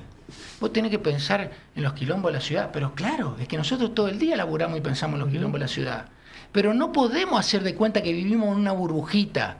No puedo yo pensar en discutir un problema de la ciudad si no sé cuál es la ideología del intendente, si no sé qué piensa el intendente, si no sé cómo valora el intendente la pobreza, el excluido, la falta de salud, la falta de educación. No puedo. Mejor dicho, puedo, pero me falta una parte. Totalmente, Porque yo claro, sí digo de claro. dónde hablo. Yo tengo principios, tengo convicciones, tengo una ideología, tengo puntos que para mí son innegociables en la construcción del mundo. Y tengo una doctrina que voy actualizando. Pero yo sé que cuando digo soberanía política, digo esto que recién mencionaba, que representa la historia de miles de años de la humanidad. Soberanía política es mandar obedeciendo, no mandar mandando. El oído como aprendiz, aunque seas el más crack, aunque seas Cristina, ¿eh? Sí. Aunque sea, y acá podemos nombrar a varios dirigentes, que Alberto, ¿ves? El Alberto, vos definís, bueno, nos sentamos a discutir. ¿Cómo le discutimos los que venimos con algunos años caminando a una persona que es artífice de un modelo de sociedad en esta provincia del retorno a la democracia hasta ahora? ¿Cómo le discutimos? Con honestidad y respeto, pero hay que discutirles lo mismo. Exactamente. Claro. Yo no estoy diciendo cómo le voy a discutir. Claro. No. Yo lo que digo, me pregunto es cómo le discuto. Hay que animarse, ¿eh? Pero yo para animarme, tengo que saber, tengo que formarme. Claro. Vamos a poner otro nombre. Vamos a nombrarlo el Adolfo, lo mismo. Poggi, que es una construcción política del Alberto y del Adolfo. ¿Cómo le discuto? Y bueno, no puedo no conocer la historia, por lo menos la inmediata. ¿Qué han hecho? ¿Qué han promovido? ¿Cuál es el proyecto de sociedad que han planteado? Y si lo que veo hoy es que sobre eso que han laburado una vida entera política, o lo están negando, o lo están cambiando, también tengo que poder pensarlo para saber cómo le discuto. Digo, para ir también ahora, el gobernador de nuestra provincia accede por un frente electoral, bien, con un partido político propio, bien, ese partido, ¿es peronista o no es peronista? No digo el PJ, obviamente, no. Ese partido, cuya máxima autoridad es el actual gobernador, ¿es peronista o no es peronista? Entonces me pregunto, bueno, si la máxima referencia es ¿el gobernador es peronista o es radical? ¿Dónde yo trazo la línea para pensar cuál es el contexto, el marco ideológico de la persona que nos conduce para que lo que no nos cuentan nosotros podamos presumirlo para saber si este gerente está bien o no de acuerdo a la finalidad que tiene que cumplir en este estado de acuerdo a lo que él mismo dice que es? Y si no es corrupción. Sí, yo lo bajo un poquito más. Mi día a día me lo marca, Ale. Bueno. Mi día a día, digo, sin todo ese análisis hermoso que hiciste, mi día a día me lo marca. Claro. Mi día a día me lo marca y me da la realidad absoluta más allá de los libros que se hayan escrito y lo que ha pasado en la historia, que por supuesto que es importantísimo y siempre hay que tenerlo en cuenta. Pero el día a día, cuando voy al almacén, cuando no me alcanza, cuando le tengo que decir a mi pibe, aguantá con esa zapa que tiene un agujero, porque no hay... eso es innegable. Nosotros podemos discutir y creo que debemos discutir todo lo que podamos, tratar de hacerlo con la máxima profundidad que podamos, hasta donde nos dé a cada uno, a cada una, sin creer que la capacidad de argumentar o de hablar es un valor, de ninguna manera. Tenemos que poder discutir, charlar. Claro. Ahora, yo soy peronista. Mi filosofía es la justicialista. Yo la estudio, la leo, trato de aplicarla, trato de vivirla. ¿Soy un buen peronista? Y yo no me voy a dar esa respuesta. Ahora, como peronista yo sé que la víscera más sensible del ser humano es el bolsillo. Por lo menos en este sistema capitalista. Sí, claro. No lo fue toda la vida. No, por supuesto que en este sistema capitalista, sí. Eso nos lo dijo el general. Bueno, también sé que para mí la inflación y todas las teorías económicas, de las cuales, por supuesto que no puedo sino dudar todo el tiempo, porque ninguna, no es que no explican los fenómenos, ninguna dice la verdad completa, como toda teoría. Te dicen algo, pero lo más importante es lo que no te dicen. La economía es una ciencia social, tenemos que tener eso siempre presente. Cuando alguien te dice cuando alguien pone el énfasis en la econometría y te dice esto se calcula, es exacta, discúlpame, Milei ataca a las ciencias sociales justamente porque él viene de las ciencias sociales. Ahora digo, en ese esquema, a mí me pueden explicar y yo puedo comprender o no, puedo interesarme o no, puedo tener que estudiar determinada cuestión o no para intentar al menos entender un mensaje. Podemos generar una abstracción, pero también, mira, volviendo a Dussel, que reitero una vez más, creo que lo tendríamos que poner en discusión, siendo que Dussel, lo digo esto como peronista, fue muy duro con el peronismo, eso también vamos a decirlo. Pero digo, hay que ir. La política se trata de ir de la abstracción a lo concreto. De la abstracción a lo concreto, no de lo concreto a la abstracción. Correcto. Ir de lo concreto a la abstracción es hacer del problema cotidiano, que es para lo que existe la política un problema de fe. No, es de la abstracción a lo concreto. Y ahora yo te digo, todo lo que podemos estudiar, discutir, me podés explicar lo que vos quieras, de inflación y de economía y todo, cuando yo voy a la verdulería, se explica. No es que ahí es donde naufragan los discursos, ahí es donde se explica de verdad. Donde se materializan. Ahí se explica. Si yo voy toda la semana a la verdulería y a mí el kilo de papa me sale toda la semana más caro, si yo me voy a comprar huevo, porque ahora comemos huevo porque parece que es la proteína, y que yo digo, bueno, qué bueno que está porque a mí me gusta, pero yo no sé si me están diciendo eso porque nos están choreando la carne que se le exportan afuera, entonces nos quieren proteína, huevo y no carne, no sé, pero bueno, ponele que voy a comer huevo, ahora voy a comprar huevo, y no toda la semana, pero depende cuánto te compras, pero te conviene comprarte un maple porque te sale mucho más barato que te compras un maple una vez cada, no sé, ponele una vez por mes, o una vez cada 20 días, y cada vez que vas te sale 200, 300 pesos más caro, que me explique lo que quiera el tipo este que encima le hace propaganda a timberos financieros, que estafan al pueblo y que tiene la lapicera como Macri y como el propio Caputo para endeudarnos durante centenios, sabiendo que a ellos no les calienta porque ellos no la van a pagar, y que nosotros hasta ahora, la historia ha demostrado que nos cuesta un montón como pueblo ponerlo en discusión, pero también nos ha demostrado que cada tanto tenemos un rapto de lucidez y encontramos una alternativa a este planteo general, que es los pueblos de la periferia, el tercer mundo, se endeuda para que dos tipos, 2 países, 3 países, 10 países vivan siendo potencia. Eso se llama imperialismo y colonialismo, las dos cosas. Bueno, nosotros siempre estamos en el lugar, como Estado, en un lugar colonial. Pero ¿dónde lo ves vos a eso? En el costo de la papa. Totalmente. O en el costo de la carne. Totalmente. Si mi carne sale más cara, 20% aumentó la carne en un país en donde el presidente dice que domó la inflación, el gobernador Claudio Poggi dice que el plan económico del presidente es extraordinario, y el intendente no dice nada, como si no tuviese nada que decir. Es bueno, durísimo, en es ese durísimo. país yo digo, yo voy y me aumentó el 20%, 18, 20%, el kilo de carne. El kilo de carne. El consumo de carne más bajo de los últimos 100 años, y se está consumiendo más pollo que cualquier otra cosa en un país que tradicionalmente es productor de carne. Sabemos que nos están afanando. Pero no hay menos producción de carne. No. Se va todo afuera. Se va para afuera, claro que sí. Amigos, amigas, continuamos charlando con el señor Alejandro Corredido, concejal del bloque justicialista de nuestra querida ciudad de San Luis. Vamos a pedirle en algún momento a los muchachos que nos asisten detrás de cámara que nos traigan una soga, así lo podemos atar al amigo Ale, y cuando se nos va lejos, lo podemos traer con suavidad y amor nuevamente a la charla. Porque la verdad que es un placer escuchar. Es un placer, aparte título, es tremendo, ¿viste? Van a tener que hacer un laburo tremendo los editores para hacer reels cortitos. Que es como funciona ahora. Claro. Hermoso, Ale. Che, han pedido como bloque unas sesiones extraordinarias al Consejo para tratar algunos temas que son bastante profundos, bastante importantes y urgentes para los vecinos y vecinas de San Luis. Sí, por segunda vez en este receso legislativo pedimos sesión extraordinaria.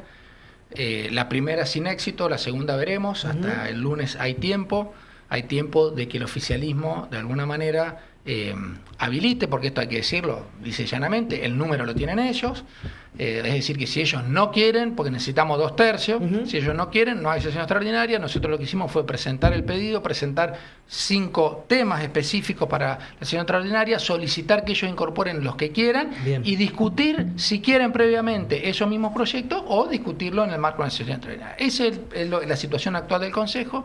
Son 5 temas que nos parecen relevantes. Voy a mencionar en este momento uno. Bien. Que me parece inmediato. Uno de los proyectos tiene que ver con un pedido de informe.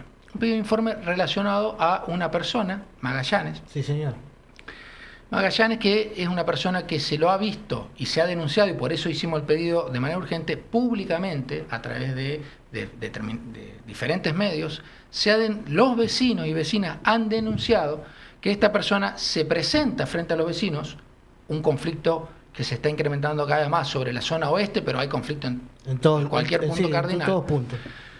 pero diferentes conflictos, pero en el caso de la zona oeste, ¿por qué digo esta persona se relaciona esencialmente en este momento lo urgente es con los servicios públicos?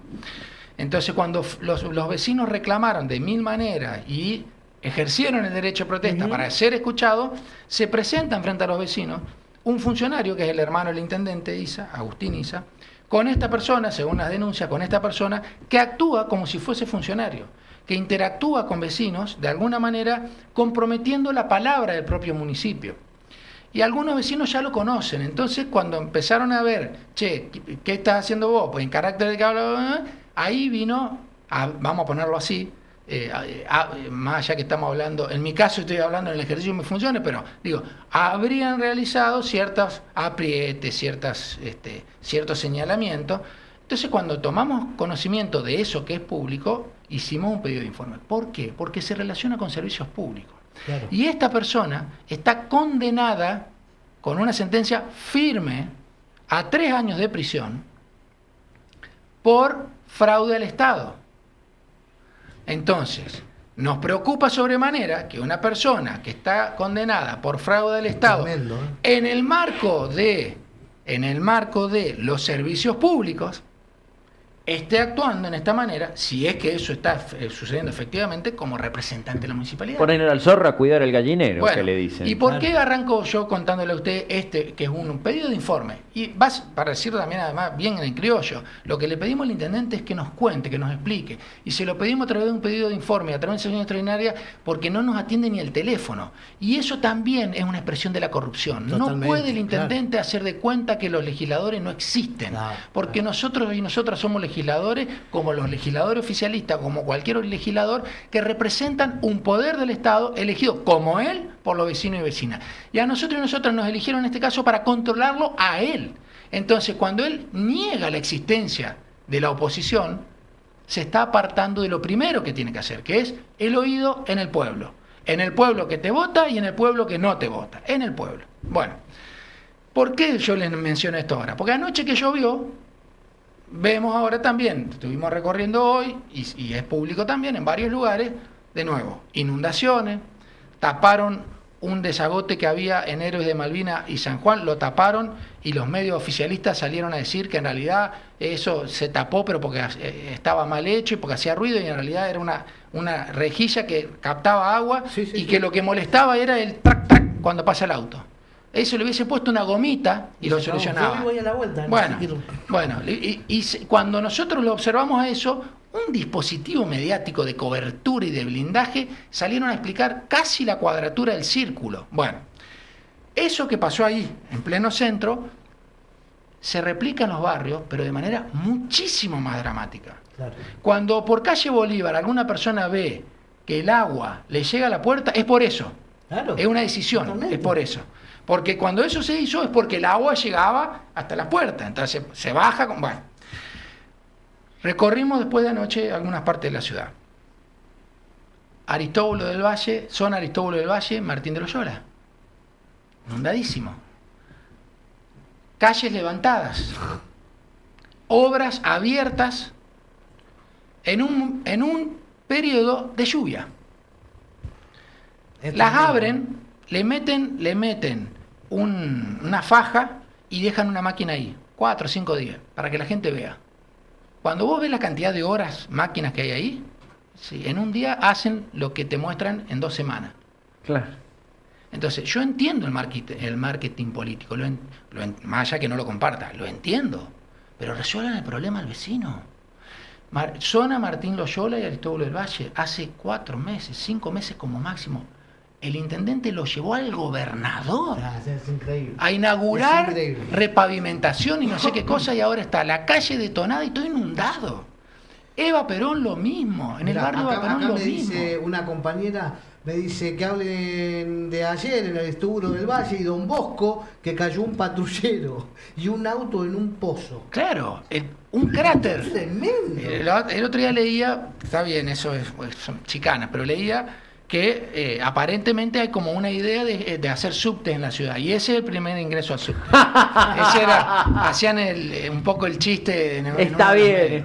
¿Quién dijo que no iban a mejorar el transporte público? Digo, no. Tremendo. A ver, te pasa eso, no lo podés dejar abierto.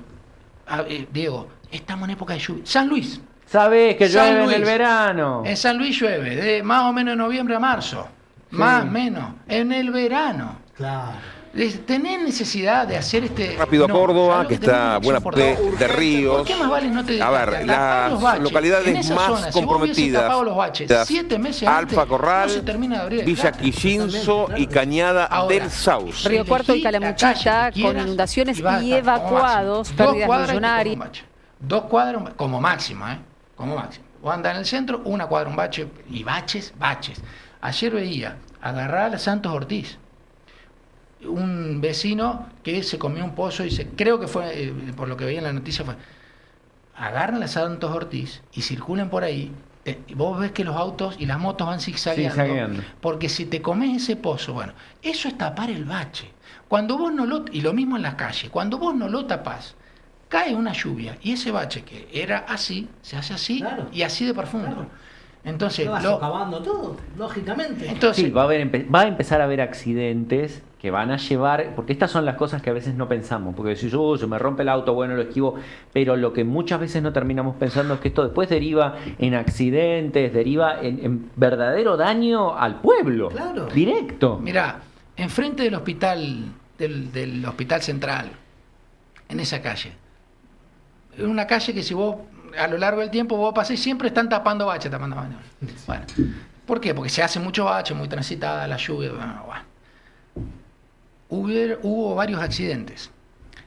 Varios accidentes que tuvieron en moto muchas de las personas que trabajan en la aplicación, que tienen como una parada ahí a 3 cuadras. Y se empezó a armar un problema serio porque algunos de esos accidentes fueron complicados. Y gente que no tiene seguro, gente que está precarizada, gente que el gobierno no atiende, no brinda alternativa, no discute alternativa. Bueno, ¿qué hicieron? Un gran operativo para poner una capita así que se ve linda. Y vos pasás hoy y circulás tranquilo. Pero hicieron una capita. Bueno. Pero hasta el momento de llegar a hacer esa capita, hubo muchos accidentes porque en lugar de tapar el bache, vos dejaste que se profundice. El ejemplo que vos me estás diciendo. Aristóbulo y Don Bosco. Claro. Entonces, si vos dejás, y claro, después vos venís y cambio un paño entero y le meto hormigón, claro. Pero vos dejás, ¿pero qué voy a hacer? ¿Voy a tapar un bache? Sí. Solucionarlo inmediato y si necesitas hacer una gran obra, hacela planificando. Claro. No te largues a hacer una gran obra en un lugar donde hay mucha circulación cuando vos sabés que te llueve día por medio. Salvo que no tengas alternativa. No, vamos a vender corredores viales Sociedad Anónima y ver cómo le sacamos un mango a eso. Pero eso se llama elecciones. Esto hay que decirlo además claramente. Se llama elecciones, se llama que adelantaron las elecciones. Adelantaron las elecciones. Entonces, lo que vos tenés que hacer, te metés ahora, Bueno, 11. Preparados para verlos como Vidal con las botitas. ¿Te acuerdas cuando Vidal se Exactamente. puso la bota para ir a provincia de Buenos Aires? Pero, caradura, escúchame, ¿ves? Ahora te fuiste a Recoleta, te compraste un departamento ahí. Mirá, ¿y sabés cuándo vamos a ver esa, por lo menos en términos institucionales, cuándo vamos a ver reflejada esa realidad? Cuando presenten la cuenta de inversión. Que casualmente la cuenta de inversión se presenta después de las elecciones. Ah. Seguramente vamos a tener oportunidad de charlar, seguramente vamos a discutir en el Consejo como siempre intentamos hacerlo de la mejor manera y con todos los fundamentos, pero ahí esto que yo expreso así, en una consigna, lo vamos a ver además en los números. Ahí vamos a ver cómo fueron las contrataciones directas, cómo se contrató para cambiar y arreglar una calle que a los 2 minutos se volvió a romper, cómo se contrató una empresa por más de 1.200 millones de pesos para hacer todo el servicio público de limpieza y demás, de mantenimiento de espacios públicos, y ahora se hace un convenio con la provincia para que metan a 200 compañeros y compañeras trabajadoras del plan de inclusión social precarizados, y entonces yo digo, bueno, pero si vos ya pagaste para esto, Claro. ¿qué es eso? ¿Qué pasa ahí? Bueno, todo eso nosotros lo vamos a ver en los números y en los papeles firmados por ellos, como lo vienen haciendo después de las elecciones. Están dejando todos los dedos marcados por todos lados. Yo Todos pensaba lados.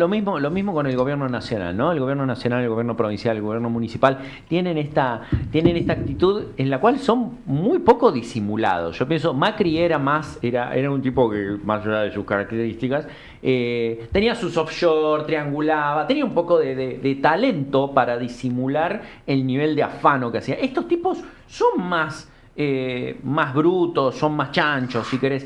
¿Te parece que en algún momento los va a agarrar el Poder Judicial y los va a sacudir un poco?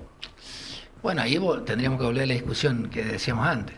Y en el caso en particular, además, como algo creo que es muy sintomático, esta semana renunció el Procurador General. El Procurador General de la provincia es un funcionario que elige el gobernador, que somete el pliego, que tiene estabilidad y es el jefe de los fiscales. Bueno, renunció esta semana.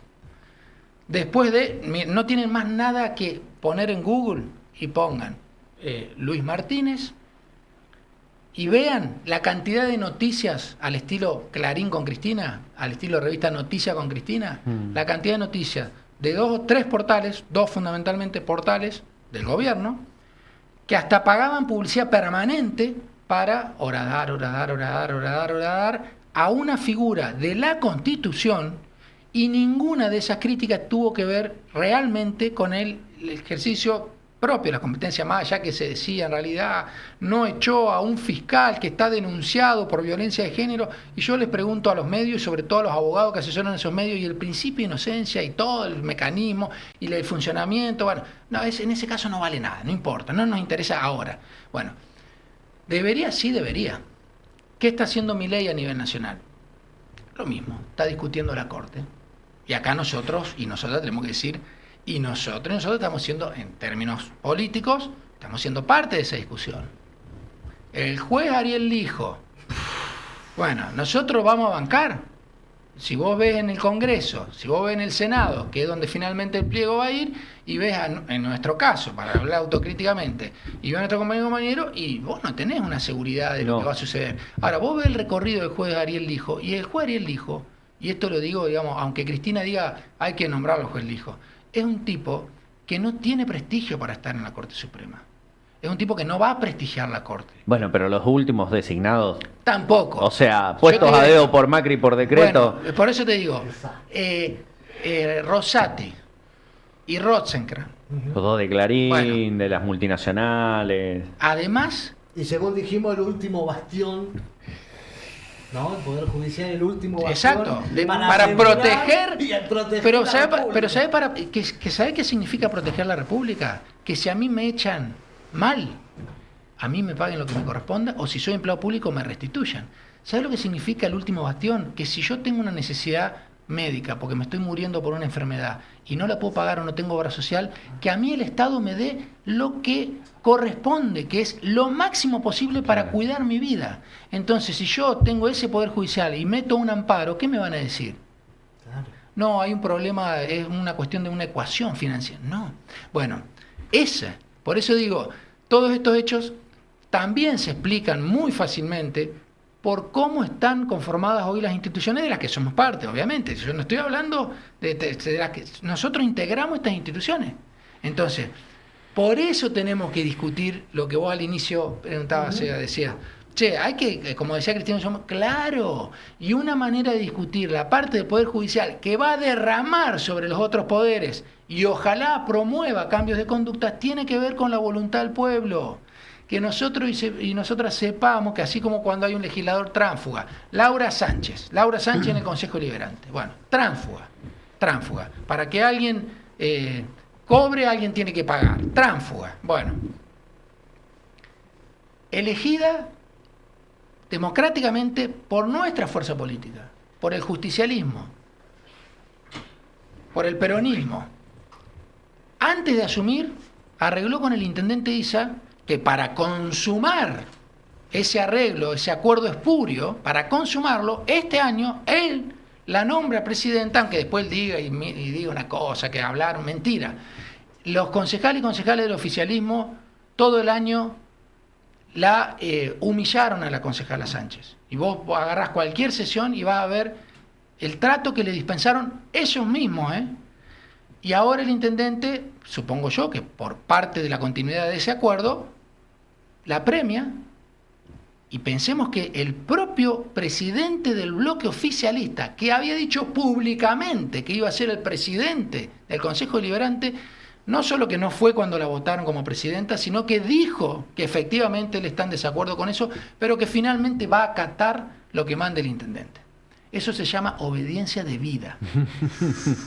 Eso es obediencia de vida, porque yo digo, bueno, uno puede discutir dentro de un margen, claro, si vos entendés que hay margen para discutir. Claro. Ahora, si vos decís, che, esta persona no tengo nada que hablar, y sin embargo, bueno, voy a esto, digo, el pueblo que la votó en su momento, por supuesto, que donde vea que está esa persona, no va a votar, más allá de lo que represente. Porque, nadie la conocía, porque ella dice que en realidad la votaron mentira. Ella iba segunda en una lista y por una cuestión de distribución de cargo, en vez de asumir el que iba primero, asumió ella, por paridad y por sistema DON. Bueno, no es que la votaron a ella. La gente en general vota ideas, partidos, y sí con representaciones, algunas figuras. Eso es la realidad. Podemos son las dos cosas, ¿no? Sí. Claro. Bueno, en el caso de ella, como en mi caso, a mí no me votaron a mí. Yo eso lo tengo claro.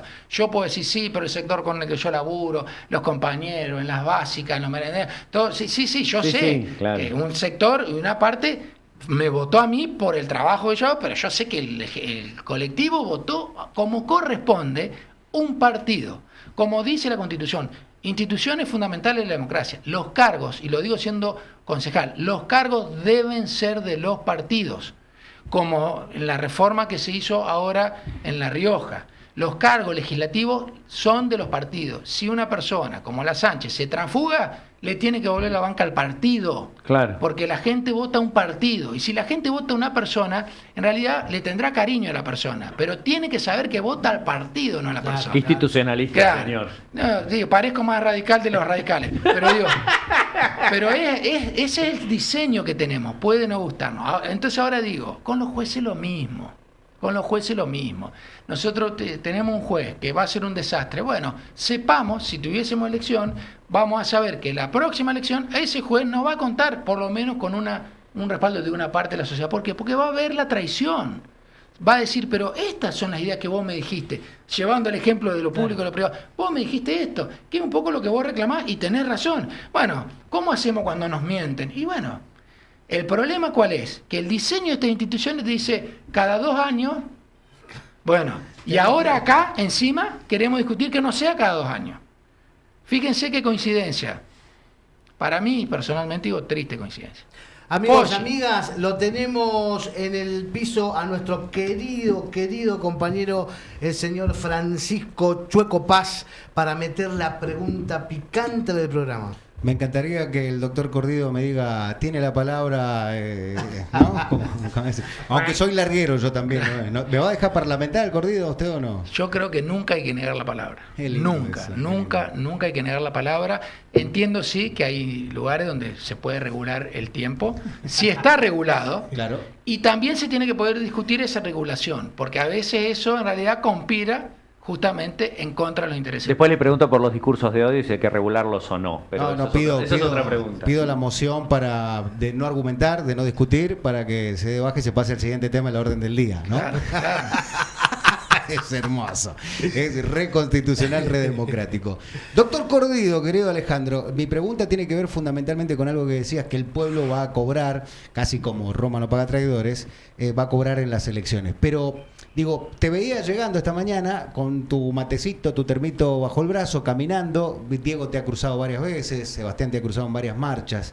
¿Podrá alguien del Ejecutivo Municipal, alguien del Ejecutivo Provincial hoy hacer lo que venís haciendo vos, o lo que hizo el ex intendente Tamayo, o sentarse en la vereda como el ex gobernador Alberto Rodríguez Sá, o le reclamarán algo a un año y monedas de esta gestión, quizás alineada en un punto con el gobierno nacional, aunque ellos no lo digan, pero le suma votos que así lo asimilen? ¿Pueden hacer eso o le empieza a cobrar el pueblo sanluiseño este trámite? Mirá, Chueco, para mí es muy difícil genuinamente responder eso.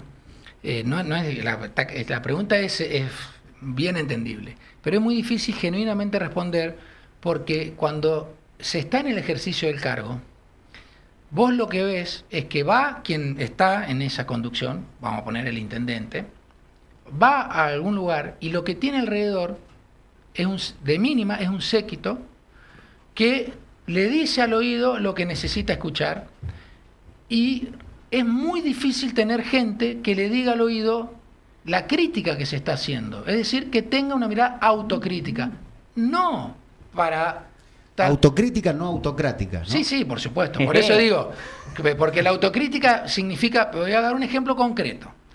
Creo que va a responder lo tuyo. Yo creo que si vos le preguntás a cualquier persona, decir, por supuesto, yo camino libremente por las calles de mi ciudad. Yo te lo voy a responder de esta manera.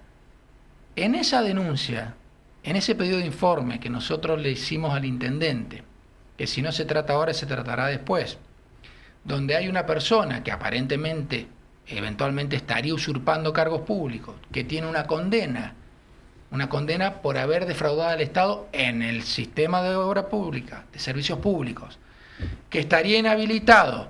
En ese contexto, en la actuación de esa persona, un funcionario de primer nivel, hermano del intendente, le dice en la cara a una vecina que lo estaba filmando que si de alguna manera lo increpa de esa forma y le hace los planteos que le hacen, él no habla más. Y él no va más al barrio de la República a que los vecinos le digan, che, pero ustedes no me están cumpliendo la palabra. Si vos a mí me reclamás que yo te cumpla la palabra, no voy más. Entonces arreglate solo y no es mi problema. Eso lo dice un funcionario de primer nivel municipal, hermano del intendente.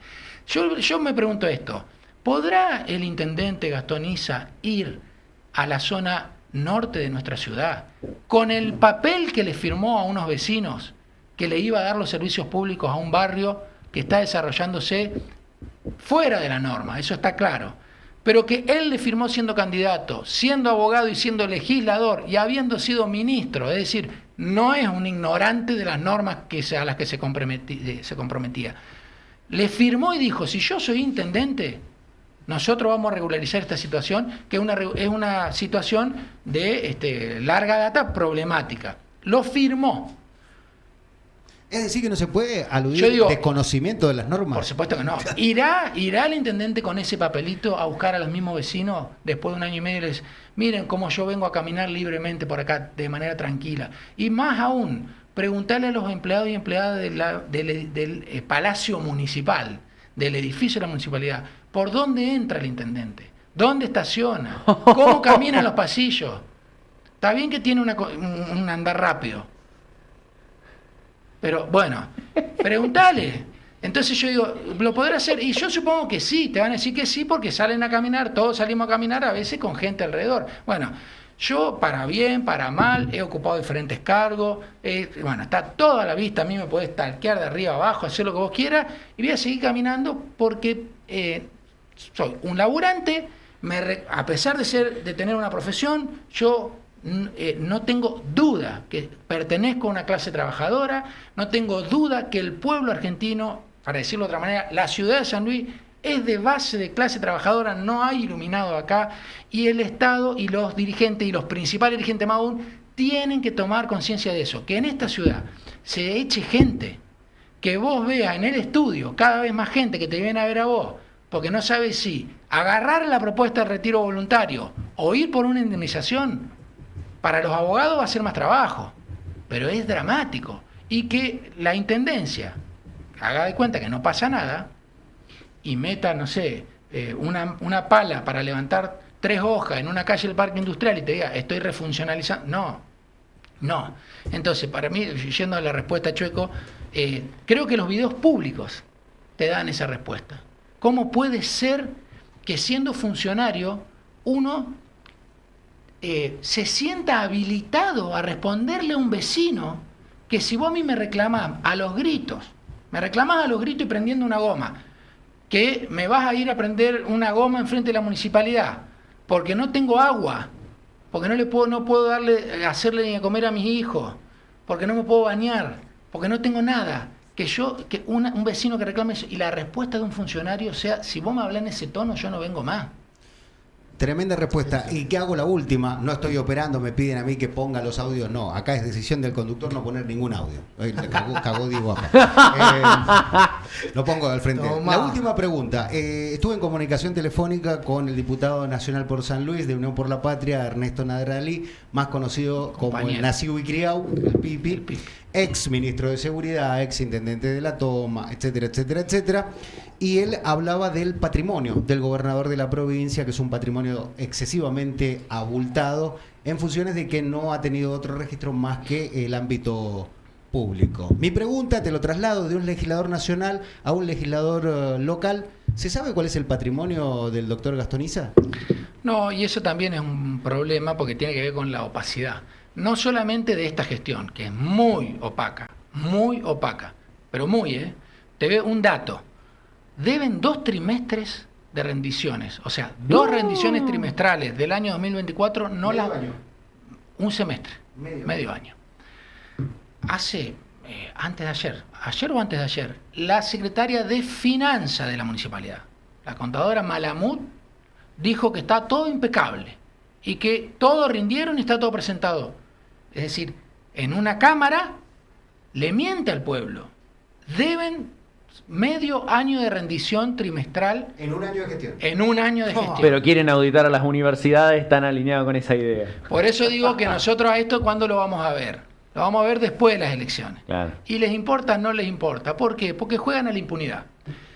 ¿Y cuál es la realidad? La opacidad, esa es la realidad. Entonces, si en la gestión está esa opacidad, imaginémonos en los patrimonios personales. ¿Por qué no discutimos? ¿Por qué no discutimos una norma? ¿Por qué el intendente? ¿Por qué este gobernador, que durante mucho tiempo señalaban cuestiones de acceso a la información, de publicidad de los actos, de transparencia? ¿Por qué no discutimos seriamente un sistema donde nos cuenten los centavos? ¿Por qué? Si vos estuviste 10 años diciendo que lo ibas a hacer y llegás y lo primero que haces es ni siquiera cumplir con la carta orgánica de rendir cuenta. Ni eso. Entonces, no hay manera. Pero eso, y yo esto también no quiero, digamos, no quiero utilizar esta temática, digamos, para una cuestión ni partidaria, ni electoral, ni nada. Hay que poder discutirlo abiertamente. Hay que poder decirlo de verdad en todos los medios. No que si, por ejemplo, yo ahora estoy hablando de ISA, diga, no, ¿cómo vamos a saber cuánto tiene si no sabemos ni cómo? Mejor dicho, nosotros, algunos legisladores, sí hemos conocido cómo se han dispuesto algunas partidas y por supuesto lo hemos dicho públicamente en las sesiones que incluso estaríamos en presencia de malversación de caudales públicos. A lo que vos decías de si esto alguna vez lo van a pagar o no, no lo sé. Pero tampoco podemos estar pensando que la política se trata, como lo están haciendo en los oficialismos, de llevar toda una discusión judicial. Porque no nos votan para eso, a vos te votan para resolver los problemas de la gente. No es que no hay que hacer la denuncia, pero no puede ser ese el principal objetivo, eso tiene que ser secundario. Y si alguien chorea algo, que vaya en cana y que pague por lo que hace. Pero que también, si se es funcional a eso, también tenga una responsabilidad, al menos social. Y en esto también, vos dijiste discurso de odio, también lo tenemos que pensar en los medios de comunicación. Chueco, vos a mí muchas veces me has invitado a charlar y a formar parte de un espacio, y yo siempre digo, creo que todos y todas tendríamos que tratar, lo que pasa es que ya sería medio un delirio, pero tenemos que tratar de poder decir lo que pensamos públicamente a través de los medios. ¿Por qué? Porque vemos hoy que medios que durante años hablaron de transparencia, de FOPEA, de acceso a la información, cambió el gobierno y instantáneamente empezaron a reproducir la lógica que decían que tenía un gobierno autoritario y poco transparente. Ergo, ¿qué son ahora? Y para mí lo más dramático, ¿y qué eran antes entonces? Claro. ¿Qué libertad de expresión y qué ejercicio de la profesión hacían? Entonces cuando simplificamos esto, en decir, bueno, depende del lado en el que está. Yo estoy diciendo esto, seguramente que si lo escuchan algunos portales te van a decir, vos lo decís. Bueno, y no discutimos el contenido de lo que yo estoy diciendo, como me pasa a mí en el Consejo, pero Cordido, me dicen algunos periodistas, algunas compañeras y compañeros, pero vos a veces hablas mucho. Yo le digo, ¿escuchaste lo que planteé? Bueno, sí, pero... ¿Y qué te pareció el contenido? ¿Qué te pareció? Claro. No, sí, pero bueno, si hablas porque hablas, si no hablas porque no hablas. Si yo hablo y estoy diciendo cosas sin fundamento, les estoy haciendo perder el tiempo a todos y a todas. Ahora, si yo estoy explicando algo que es lo que corresponde, y vos desde la comunicación lo que decís es, no, es muy larguero, y ahí vos simplificás la representación de un legislador, más allá de mi nombre, porque yo en 7 meses me quedo en el estudio y me voy a mi casa, digamos. Pero más allá del nombre, si vos desde la comunicación social te olvidás de lo que es la comunicación social, te olvidás de todos los años de estudio, te olvidás de lo que vos enseñás cuando das clase en la carrera de periodismo, te olvidás de todo y te transformás en un simple, sencillo e intrascendente operador. Y en lugar de discutir contenido, cuando te dan la posibilidad de discutir contenido, porque durante años decís que no se puede discutir contenido, decís, lo simplificás, lo reducí en un reduccionismo, que además es absolutamente llegado a decir, no, yo de lo que dice Diego, ni discuto, ¿sabes por qué? No, porque mirá el tono que tiene de voz, mirá la voz que tiene. Cristina usa calzas y carteras. Se ve puede que fumó ser? Mucho, claro. Mirá la voz que tiene. No, mira, y además en vez de hablar 5 minutos, habla 15. Es siempre la muerte de la política, ¿no? Exactamente. Por eso yo digo, nosotros necesitamos más política. Y más política tiene que ser, discutamos, hermano, hermana, discutamos. Y en los parlamentos más aún. Y si tenemos que estar 3 días seguidos, discutamos 3 días. Para eso tenemos el invento del cuarto intermedio. Che, se nos hizo la noche cuarto intermedio, volvemos mañana. Pero demos contenido, expliquemos lo que los ejecutivos no explican, porque bajo la excusa yo estoy gestionando. ¿No? A mí no me digas que yo te explique qué mundo quiero, cómo voy a cambiar la sociedad, porque yo tengo que gestionar, hermano. Tengo que abrir la escuela ahora. Ajá, vos vas a abrir la escuela ahora. Y me estás diciendo que en el ciclo lectivo que arranca ahora en febrero, vos lo vas a arrancar. El gobernador lo va a arrancar en una escuela rural y en conexión con otras escuelas, porque vamos a hacer un programa de presentación de inicio de ciclo coordinado. Pero si eso ya lo hicimos un montón de años. Lo hizo la gestión anterior. No, es como el PANE, el tema del PANE, ampliamos claro, el PANE. Mira, el PANE, vos decís, che, la gran noticia que da el gobernador hoy, la gran noticia en relación a la educación, que siempre cuando hablemos de educación, yo parto celebrándolo. Hay que hablarlo, hay que decirlo. Después el contenido, tenemos que poder discutir. Claro, la noticia es, este año, de 55.000, vamos a llegar a 60.000 almuerzos. Porque al 100% del universo educativo le damos desayuno. Mi hijo terminó la primaria, yo sé lo que desayunaban en la escuela pública. Y es verdad que a veces le daban un vasito de yogur. También es verdad que la mayoría de las veces le daban 1 o 2 tortitas medias duras. A mí no es que me dicen, no, mirá que... No. Yo sé. Como lo sabe la gente que lleva a su hijo, bueno. El almuerzo es lo mismo. Vos vean ustedes lo que decía el gobierno el año pasado sobre el almuerzo y el gran logro era lo que se había hecho. Y hoy el gran logro es que se va a incrementar 5.000 raciones. Entonces yo digo, ¿está bueno eso? Por supuesto.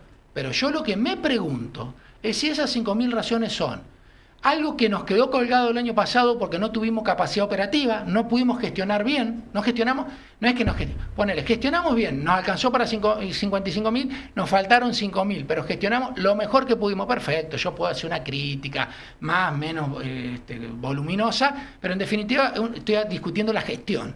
¿Fue una cuestión de gestión? Es un escenario, porque yo puedo decir, mirá, claro, qué mal, en tu gestión fue un desastre porque te faltaron 5.000. ¿Y qué va a decir quien está a cargo, que es una ex legisladora, compañera del radicalismo? ¿Qué va a decir quien está a cargo del PANE? Mirá, vos me estás diciendo que gestioné mal, concejala. Me faltaron 5.000. O sea, de 60.000 me faltaron 5.000. No me puede decir que gestioné mal. Y entonces ahí podemos buscar el punto. Es más sutil el debate. Y además es por una gestión. Que ahora, si hay que darle de comer a los niños, o hay que comerse a los niños. Y no solo esto, yo lo que me pregunto, y lo hago ahora públicamente, es si esos 5.000 nuevos almuerzos son nuevas bocas. Claro. Nueva gente que necesita porque no tiene la misma alternativa. Claro. Exactamente. Son nuevas bocas esos 5.000. Y entonces yo celebro. Entonces yo hago ahí un acto de miserabilidad política y celebro que le voy a dar de comer a más gente porque se incrementó la pobreza. Es como Macri abriendo comedores. ¿Sería como festejar que bajaste la inflación que subiste? Exacto, no solo eso, que bajé la inflación pulverizando el salario de los trabajadores, transfiriendo esa riqueza a 2 empresas. Tremendo. Claro. Y eso, Chueco, perdón, Sí. como va a ser No, la no. idea, y eso es de base ideológica. Ahí está. Eso es de base ideológico. Entonces es importante. No digo que hagamos cada vez que nos sentemos a charlar un recorrido histórico, pero estaría bueno que siempre tratemos de discutir algo. Pero es importante que en lo esencial sepamos desde dónde nos habla, desde dónde nos habla el gobernador, el intendente, desde dónde. Claro. Desde el peronismo, desde el radicalismo, desde el PRO, desde... Puede hacerlo la porque ha libertad. estado en todos esos espacios que no. Está bien, por eso, pero que defina. Mirá, yo la verdad que hice una campaña de gobernador, a mí me la bancó Larreta, perfecto. Y vos que sos de centro, como se quiere presentar Larreta, ¿ese es tu espacio? ¿O sos más de derecha, como dice la Bullrich, que viene Claro. desde los 70, de la izquierda a la derecha, Extrema. sin solución de continuidad? ¿O sos de El problema Milei? es freno de mano, Larreta no sé. hubiera firmado el Pacto de Mayo. Y, Bueno, claro. Es una diferencia importante, ¿no? Por eso digo, mirá lo que vos decís, Oh, Pacto hermoso. de Mayo. Vos pensé el Pacto de Mayo. Una barbaridad lo que firmaron los gobernadores, una aberración, pero no solo jurídico-institucional. El Pacto de Mayo, lo único que le interesaba a Milei con el Pacto de Mayo era manotear los recursos naturales. Todo el resto fue verso. Y los gobernadores que firmaron eso admitieron el verso, además del maltrato que recibieron, y que yo esto sí lo digo como puntano, venido y quedado, como puntano lo digo, el trato que le dispensaron a nuestro gobernador en el Pacto de Mayo era merecedor de que el gobernador agarre, pegue la vuelta y se venga a nuestra provincia.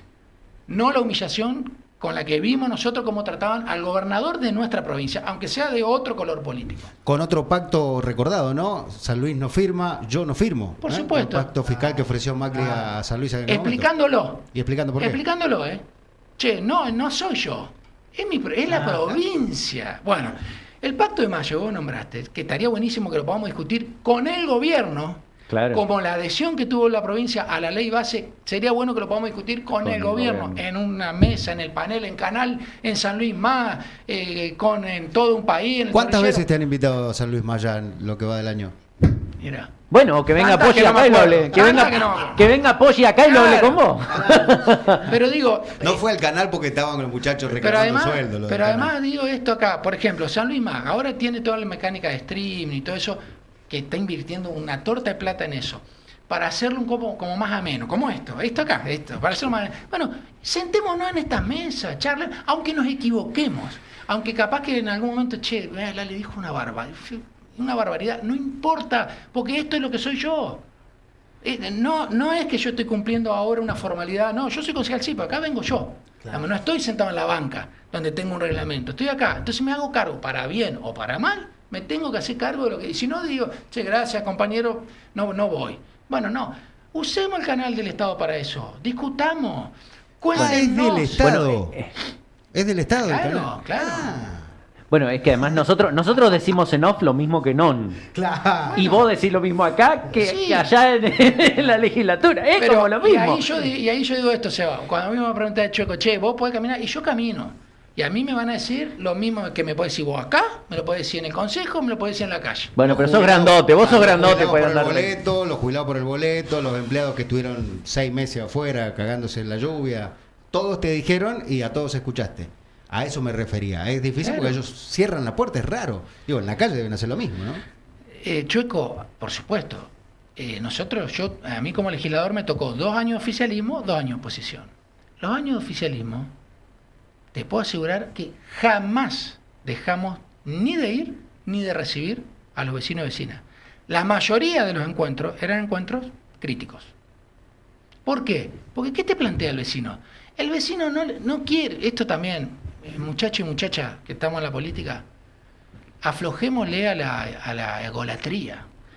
El vecino y la vecina no nos quiere ver a nosotros porque sos tal o cual cargo, entonces te saca lustre. No, lo que quiere es que le resuelvan los problemas.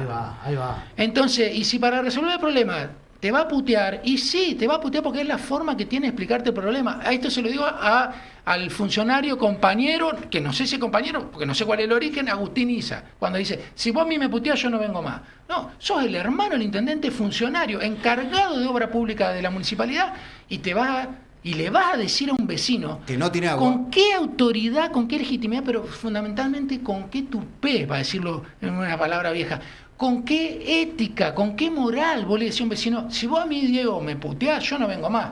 Pero, querido, te putean porque no tienen agua, porque cuando abren la canilla o sale chocolate. Como puteaban antes cuando en algún momento se cortaba. Por eso se hizo en una gestión de mucho tiempo, de muchos años, de varias gestiones, de diferentes signos políticos. Por eso está Aguada del Portezuelo. Por eso está la nueva planta potabilizadora. No porque queda lindo hacer una, porque hay un problema estructural de agua. Pero vos durante 10 años estuviste diciendo que lo resolvías en un año, que la tenías clarísima. ¿Y ahora qué pasó? Voy a adelantar una respuesta a qué pasó. No, hay circunstancias externas. Pasaron cosas. Externas, no tengo la plata, no tengo final. Yo digo, está bien, no te dio la plata, Milei. ¿Fuiste a reclamarla? Si no te dio la plata, mostrame que le fuiste a reclamar a Milei y que le dijiste, si vos a mí no me das la guita que me sacaste para terminar, escuchen esto, 600 metros faltan. 600 metros de caño faltan para el acueducto Florida 2, Viento del Portezuelo, una planta 0 kilómetros. ¿Qué dijo el intendente? Una planta que le falta, está mal hecha, le falta... No des excusa, hacela andar. ¿Sabés por qué? Porque cuando el vecino venga y diga, se me cortó el agua, como se me cortó el año pasado, nosotros el año pasado cuando se cortó el agua le dijimos, vecino, tenés razón, por eso estamos haciendo una mega obra, que es una nueva planta potabilizadora con un nuevo acueducto para que no se te corte más el agua. Sí, pero a mí ahora se me cortó. Claro, por eso estamos haciendo esta obra. Y te putean igual, pero vos estás gestionando para resolver eso. 1 año y medio estuviste, ¿y qué hiciste? Primero paralizaste la obra. Esa obra la paralizó por una decisión del gobernador. La paralizó el gobernador por firmando un decreto. Vos, intendente de la ciudad, ¿qué le dijiste al gobernador? Nada. Intendente que durante mucho tiempo dijiste, la intendencia es un ministerio del gobierno en la gestión anterior. Bueno, esto en esa lógica no llega a ser área. En esa lógica esta intendencia no llega a ser un área del gobierno. Porque algo vos le tenés que decir al gobernador. Gobernador, mire, somos del mismo palo, laburamos juntos, le prometimos al vecino las mismas soluciones.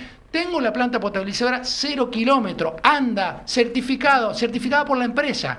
Que si está mal certificada, a ver dónde está el juicio por falta de realización de la obra. Es mentira, porque si no, vos estás obligado a reclamarle a la empresa que haga para lo que cobró. Bueno, lógicamente. Entonces, no está. ¿Por qué no está? Porque es mentira. Por eso digo que en los papeles es donde muere muchas veces el relato. Ahora, tenés la planta ahí, te faltan un tramito. El gobernador decide frenarlo. ¿Y vos qué hiciste como intendente? ¿Qué le va a echar la culpa al gobernador? No, ¿por qué? Porque sos un área del gobierno. Bueno. Te vas a sentar a negociar con el gobernador, pedirle por favor, porque además esto, gobernador al que el intendente mismo lo saca a pasear acá.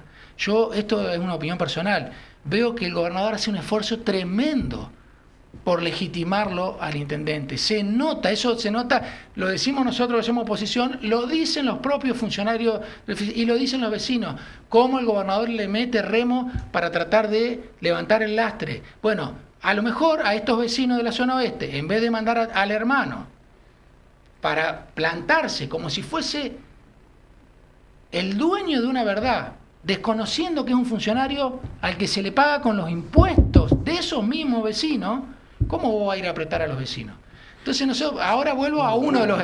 Fíjense. Es una locura, en vez de pedir disculpas, en vez de empezar diciendo es una falla, estamos equivocados, pedimos disculpas, entendemos que estén enojados, se lo toma personal. Pero esto tiene mucho que ver con lo que vos decías de la posición ante cómo piensan ellos que el poder es de ellos en vez de estar en el pueblo. Entonces es lógico que cuando te putean, ay, ¿cómo vas a putear a mí? Sí, justamente, estás ahí para que te puteen. Muchachos, ser oficialismo es 20 veces más difícil que ser oposición, siempre.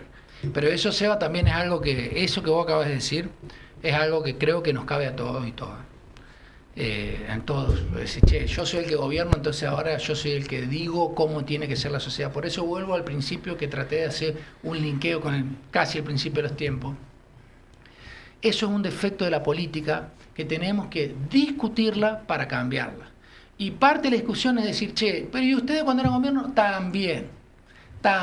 Nosotros también tuvimos esa conducta. Más, menos, la discutimos más, menos. Pero la gente, por ejemplo, a nosotros, no nos acompañó el último momento. ¿Por qué? También por eso, para que se cambie esa pauta. Si no cambia esa pauta, entonces vos ya sabés que tarde o temprano, vos hoy, actual gobierno, vos sabés que tarde o temprano la gente te va a correr de ahí. Porque lo que observó que quería cambiar, vos no solo que no lo cambiaste, sino que estás incrementando lo que a la gente le hacía mal como pueblo. Entonces eso lo tenemos que poder discutir desde la política, pero también desde la sociedad. Es fundamental la sociedad en la calle, las organizaciones, las instituciones. Es fundamental poder discutirlo y no quedarnos en, bueno, pero cuando vos estabas... No, eso es chamullo, eso es subestimar al vecino y reitero, eso es hacer de cuenta y asumir que uno manda mandando. Y la representación política para el intendente, para el gobernador, para el presidente, para quien fue mi gobernador, para quien fue mi presidenta, para la representación política, es mandar obedeciendo, con el oído en el pueblo. San Luis es un ejemplo de eso. San Luis durante mucho tiempo fue resolviendo necesidades de la gente. Bueno, mucho tiempo nos reclamaron un montón de cosas y evidentemente tuvimos ruido en la comunicación, no supimos escuchar bien y un montón de otras cosas más que tenemos que discutir hacia adentro y que también lo discutimos hacia afuera y eso se refleja en la urna. Pero eso nos cabe a todos. Amigos, amigas, 13:26 ya de la tarde. Hermoso el programa que tuvimos, que tenemos aún en el día de hoy. Pipa, querido, si podemos, pasarme algunos mensajitos que la gente está del otro lado participando con nosotros. El señor Gastón Temoli, compañero acá del señor Alejandro. Un lujo escucharlo al compañero Alejandro Cordido. Muy bien, un abrazo grande, Gastón.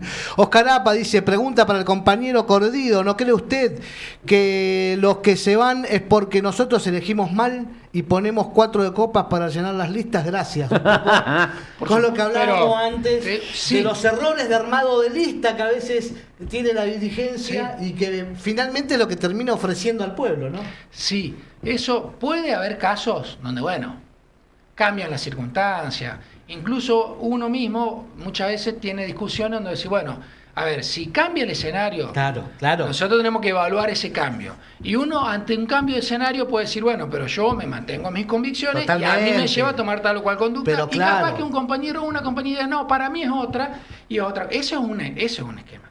Esto que estábamos hablando acá, a lo que refiere el compañero, es así. Cuando nosotros integramos, a mí, si a mí me dicen, che, Ale, ¿vos integraste una lista? Claro, yo integré una lista que sé a lo que fui. Entonces no puedo decir ahora, no me gusta lo que representa el espacio en el que yo quise participar libremente para cambiar la realidad, para que vivamos mejor. Claro. Che, no, pero es un desastre. Toda la gente con la que vos laburás es un desastre. Bueno, me tengo que hacer cargo internamente, discutirlo y cambiarlo. Y hasta donde dé. Porque si no, todos creemos que tenemos que estar en el lugar en donde somos campeones, ganamos todo. Pero no. Pero sí, es así, efectivamente. Y ojalá que también nosotros, ahora, como peronistas, lo vamos a poner de esta otra manera. Nosotros ya sabemos lo que es ser bandor. Nosotros ya sabemos lo que es ser bandor. Bueno. Ya sabemos lo que es vivir en la proscripción, ya sabemos lo que es que nos inventen causas judiciales, ya sabemos lo que es tener compañeros que efectivamente incurrieron en hechos de corrupción, ya sabemos todo, como en la sociedad misma, ya lo sabemos. Bueno, ¿qué queremos? ¿Ser un poquito mejores cada día? Perfecto, también esa discusión hay que hacerla. O sea, pensemos en esto, Perón debe haber sido una de las personas que más causas judiciales tuvo. Perón cuando vivía en España le mandaban guita una derivación de los radicales para vivir. Y vos le preguntás a algunos compañeros radicales y dicen, nosotros le mandábamos plata. No, pero bueno, está bien. Macri, vos lo nombraste a Macri, vos también. Macri, el tipo que asumió, el presidente del mundo, que asumió con mayor cantidad de procesamientos del mundo. Figurando en los Panama Papers, en causas internacionales. En 2 minutos le limpiaron todos los procesamientos. Esa es la justicia. Ficha limpiada. Esa es la justicia. Y esa es la justicia que va a resolver ficha limpia. Esa justicia. Y de esa justicia nos tenemos que hacer cargo todos. Y lo digo yo esto, además, claro, la justicia como poder, ¿no? Yo tengo, además vengo del palo, amiga, compañera que están en el Poder Judicial, los adoro y me parecen unos cracks. Pero el Poder Judicial es ese Poder Judicial. Macri, uno de los 4 personas más influyentes como en cargos públicos con más cuentas en Panamá, Panama Paper. Ese Macri. El Macri que lo fogoneó a Milei, que ahora Milei, en un movimiento, activa para que un tipo en la bicicleta financiera se morfe 800 palos verdes y entonces un montón de gente queda en la lona por creer que se iba a salvar haciendo una bicicleta financiera, por creerle el modelo que le planteó este tipo. Es un modelo que es autodestructivo, porque para que vos ganes un excedente me lo tenés que sacar a mí. Claro. Bueno, con Milei y Macri siempre decimos que, a ver, los colegas hablamos de que es un psicótico manipulado por un psicópata. ¿Qué puede salir mal? ¿Qué puede salir mal? Pero sí. Bueno, como para una preguntita más, como para hablando del tema que hablabas de la cuestión adentro del partido y el afuera del partido y todo, en términos de configuración electoral y los distintos espacios que se van conformando, ¿vos ves la posibilidad de diálogo con otros frentes, con otros puntos, con otras confluencias que claramente manifiestan una posición doctrinariamente compatible con el PJ? Yo lo veo y además lo deseo. O sea, yo veo la posibilidad de diálogo, porque está abierta la posibilidad de diálogo, evidentemente. En términos de peronismo, nosotros tenemos un hecho que fue trascendental en este último tiempo, que fue la renovación de autoridades del Partido Justicialista. Eso yo lo analizo en términos de peronismo, no de pejotismo, no del Partido Justicialista, que es propio del Partido Justicialista, la discusión interna, que ahí podemos estar muchas horas también hablando y opinando, y mucho opinando afuera también, porque propio del PJ, digo. Ahora, en términos de peronismo, de lo que no nos podemos, no voy a decir no nos podemos, de lo que yo no quiero dejar de discutir, claro, en términos de peronismo, de movimiento, claro, yo creo que sí está abierta esa posibilidad, pero sin ninguna duda, y deseo, y además te digo esto, vos dijiste sobre las cuestiones doctrinarias, y creo que es necesario como una muestra más del cambio del signo de este tiempo en la construcción política peronista. Ya no voy a hablar de otra fuerza, peronista. Si yo digo que necesito una actualización doctrinaria, o usemos la palabra que más nos quede cómoda en este tiempo, ayornémosla a las redes, como quieran algunos compañeros y compañeras, no importa. Pero si yo digo, nosotros entendemos que somos movimiento, entendemos que los partidos, sobre todo el Partido Justicialista, como muchas veces el propio general y a lo largo de la historia de las máximas funciones, es un dispositivo, pero que cuando el Partido Justicialista juega en términos de peronismo y juega en consonancia nacional en las provincias, son dispositivos nucleares, son dispositivos aglutinantes, deben ser aglutinantes. Si yo en términos de peronismo digo, ¿qué nos tiene que pasar ahora? Nos tiene que pasar que tenemos que discutir todos y todas quienes nos consideramos peronistas con el Partido Justicialista. Tenemos que dar una discusión interna con el Partido Justicialista. No digo una interna del partido, espacio peronista. Sí. ¿Por qué? Porque si no es muy sencillo. Trazamos una línea, vemos a quién beneficia la acción que yo estoy emprendiendo y yo tengo una respuesta de cómo estoy jugando en términos de movimiento. No, Ale, pero si yo hago esto significa que yo en esta elección no puedo jugar. Bueno, evalúalo. Claro. Como conductor, como cuadro, como dirigente, evalúalo. Vos vas a jugar en todas las elecciones, siempre, indefectiblemente, porque tenés que jugar en una elección, o cada uno de nosotros y nosotras entendemos que la participación electoral es en función del movimiento. Para no hablar de otra persona, a mí este año la banca que yo ocupo se pone en juego. Este año en el Consejo Deliberante se reunieron 7 bancas, 4 que pertenecen a nuestro espacio. Bueno, mi banca se pone en juego. ¿Y vos qué querés, qué no querés, qué esto, qué lo otro? Mira, yo sé que mi banca se pone en juego. ¿Y eso qué significa? Nada. Yo sé que nosotros tenemos que armar una elección y participar en esta elección para que el peronismo conserve esa banca. Claro. Si sos vos, compañero Diego, el que va a ir en la banca, porque además, viste que uno dice, bueno, vos estás en el despacho que estaba tal, en la banca, sí, claro, ese enroque. Eso tampoco lo podemos imaginario, negar. Los cargos los ocupan personas. No, ya sé por eso, pero además muchas veces en ese imaginario, si vos estás en la banca que era de Temuli, ahora no nombro Temuli. Ya digo Temuli, yo justo ocupo el despacho que ocupó un año Temuli, que cuando fue presidente, y no se lo devolví más, así que bueno. Ya pintaste, ya puse los cuadros, ya claro, está. Y es un despacho que venían ocupando otros compañeros en el Consejo. Entonces, esa relación, digamos, más interna, digo, eso lo hacemos, pero no es eso lo importante. Lo importante es que en ese despacho, antes de mí hubo un compañero, y antes de ese compañero hubo otro compañero, y antes de ese compañero hubo otro compañero, Claro. y eso es lo que tenemos que resguardar, que el que venga sea un compañero, compañera, compañere. Ahora que la E, también vos lo nombraste, es tan vapuleada también por parte de nuestra estructura, y yo digo, bueno, ahora vamos a tener que hacer la aclaración un ratito, por un ratito de tiempo vamos a tener que hacer la aclaración, cada vez que decimos la E, es la acción política de la E. Es la acción política de la E, que significa inclusión, significa pueblo. Justicia social. Justicia La social. utilización, ahí es donde la discusión con el que te dicen, la E es de progre, que esto, que lo otro. Entonces, Mongocha es justicia social sí. puesta en juego para los sectores postergados y los vulnerables que tienen que ver con una perspectiva de género. Pero eso está en nuestra doctrina presente desde siempre. Y que es una responsabilidad de la conducción del peronismo encontrar la manera para que esos sectores se integren y se restituyan los derechos vulnerados, pero que no sea ese hecho señalable, como está, a mí me da la impresión que muchas veces sucede en este tiempo, que es señalable como ese es el problema que nos desconectó del pueblo. No, no. Yo digo, ¿cuál fue el proyecto de producción, de trabajo?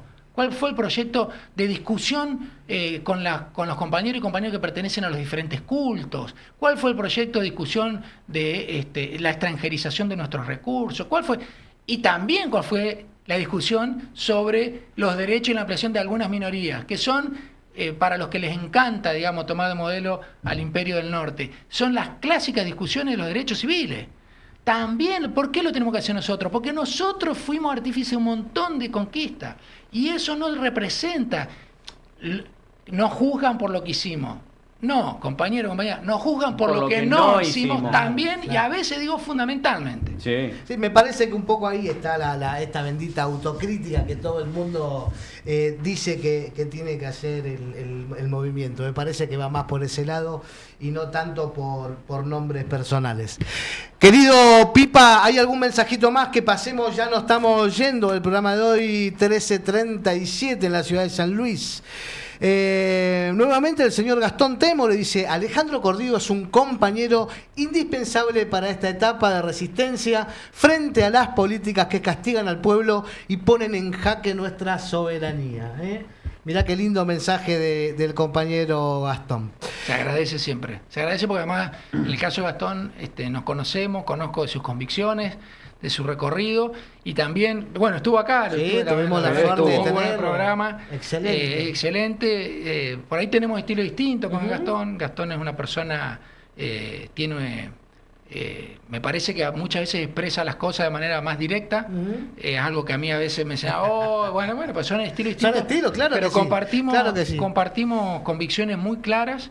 Y en el caso de Gastón, además, que ha desempeñado diferentes cargos, y hay algo que yo creo que está bueno que podamos decir.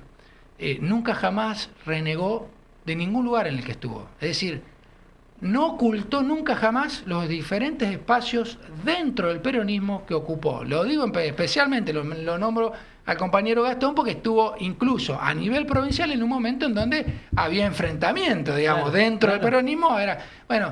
Y hoy estamos en una integración, porque estamos en un proceso, seguimos en un proceso de integración, en donde eso que no se niega, se capitaliza.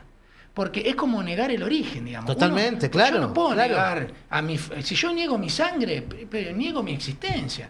Entonces no se trata de ser acomodaticio, se trata de decir, mire muchachos, nosotros tenemos un mismo marco. Nosotros somos todos peronistas, como dije al principio, tenemos una filosofía, una doctrina, tenemos un montón de lugares donde discutir, donde sacudirnos, donde tenemos vocación de discusión del poder. Todos y todas los peronistas es parte constitutivo de nuestra filosofía la búsqueda del poder. Lo que nos preguntamos y discutimos es ¿para qué? Claro. Ahí Bueno, está. El poder esencialmente para el peronismo tiene que ser una herramienta de transformación de la realidad. Perdonen que hoy estoy insistiendo en esta frase, me pareció reveladora, digamos, para simplificarlo. Oído de aprendiz y mandando, obedeciendo. Poder obedencial. El peronismo además tiene vocación, nosotros decimos un movimiento y tiene vocación universal porque es un modelo de vida que puede ser, que puede ser deseable para cualquier país, para cualquier sociedad. Totalmente, claro que sí. E integra... Cruza fronteras, sin duda. Cruza frontera e integra esencialmente valores humanistas. Y los valores humanistas, algunos compañeros y compañeras dicen, por eso nosotros somos un movimiento cristiano, humanista y cristiano. Yo digo, mira, nos estamos quedando cortos. Claro. Si nosotros decimos que el peronismo es humanista por cristiano, nos quedamos cortos. Como dijo el propio general, claro. Licurgo, dijo Perón, el primer peronista. Un senador de la era anterior a Cristo. Entonces, efectivamente, nosotros somos humanistas. Entonces, tenemos que discutir el poder para que la gente viva mejor. Que la gente viva bárbaro, que viva mejor. Todos los días un poco mejor. Cuando la gente vive peor, con un gobierno que no es nuestro o con un gobierno que es nuestro, no estamos haciendo el peronismo deseable, posible. Estaremos haciendo lo que podemos, pero no es el peronismo que tiene que estar vigente en nuestra sociedad. Hermosa frase para cerrar ni leones ni corderos del día de hoy. Le pedimos disculpas a todos los amigos y amigas del otro lado que han mandado un montón de mensajitos, pero francamente escucharlo al señor Alejandro Cordido es un placer y a veces quedamos un poco obnubilados en su desarrollo muy acertado siempre. Así que, amigos, amigas, le vamos a mandar un beso gigantesco a nuestro querido amigo Hernán, hincha número 1 de la academia. Un besito grande, Hernancito. Para todo el resto, recuerden que plata y miedo nunca hemos tenido. Alejandro, yo quiero agradecerte todo este tiempo que nos has regalado y lo que ha sido esta maravillosa entrevista del día de hoy y el tiempo que te has tomado toda esta mañana de sábado que nos has regalado para poder charlar acá. ¿Te has sentido cómodo? ¿Te has sentido bien? Como siempre, la verdad que yo les agradezco a ustedes, la verdad siempre. Para mí es un placer, creo que yo le saco pico y cola a esos agradecimientos que hacen ustedes, porque en realidad me parece que de verdad es más sencilla la cosa. Uh-huh. Bueno, uno habla como puede, de la mejor manera, Por intentando supuesto. transmitir lo que piensa a veces. Siempre es bueno escuchar cuando digo, che, bueno, gracias, qué lindo, bueno, lo que decimos. Y yo digo, mira, creo que si estamos acá sentados es porque nosotros pertenecemos a una misma cosa. Claro, claro. Si nosotros, por eso es importante que nos crucemos, que todas las personas que hacen política nos crucemos en espacios comunes, aunque sea un caos, porque ese es el primer reflejo de que estamos en un mismo barco, haciendo una misma cosa, pensando la cosa pública, pensando que la política se hace con nosotros aunque estemos en las antípodas. Pero ¿por qué nos sentamos a discutir entre nosotros? No es el caso nuestro, por supuesto que pensamos todos, estamos todos en el mismo carril. ¿Pero por qué? Porque tenemos que ver cómo hacemos con el vecino y la vecina. Pero claro, Es claro así. que Entonces, por ahí. yo como siempre les agradezco a ustedes por la invitación y siempre a disposición. Un placer, Encantado. un placer. Y valen los agradecimientos y los elogios, por lo menos los míos, porque invitamos a mucha gente y algunos no se animan a venir. Entonces celebramos cuando alguien, y sobre todo alguien que está en la gestión, que es más difícil aún, viene, pone la cara, dice lo que piensa y lo que siente sobre todo. Así que... Sí, es un alivio y es una alegría encontrarse con cuadros que pueden hacer esta locución, que pueden hablar así y que tienen esta vocación de Pero diálogo. claro que sí. Porque también hay muchas veces que te encontrás o con grandes intelectuales que capaz después son absolutamente reacios a cualquier posibilidad de charla con personas que piensen distinto. Pero siempre la invitación Sí, y es sobre abierta. todo grandes intelectuales que se quedan en eso. Sí. Que se quedan solamente en la palabra y no pasan a la gestión. Eso también es corrupción hacia el pueblo. Absolutamente, Alejandro. Porque los Absolutamente. intelectuales y las intelectuales están para actuar en función del pueblo, como el resto de los oficios, profesiones, trabajo, actividades. Cuando eso no sucede, eso también es corrupción hacia el pueblo. Totalmente. Wow. Ahora sí, amigos y amigas, vamos siempre por todo, porque plata y miedo nunca tuvimos. Nos vemos el próximo sábado a las 10 de la mañana en esto que ustedes han bautizado como Ni Leones ni Corderos. Buena semana para todos y todas.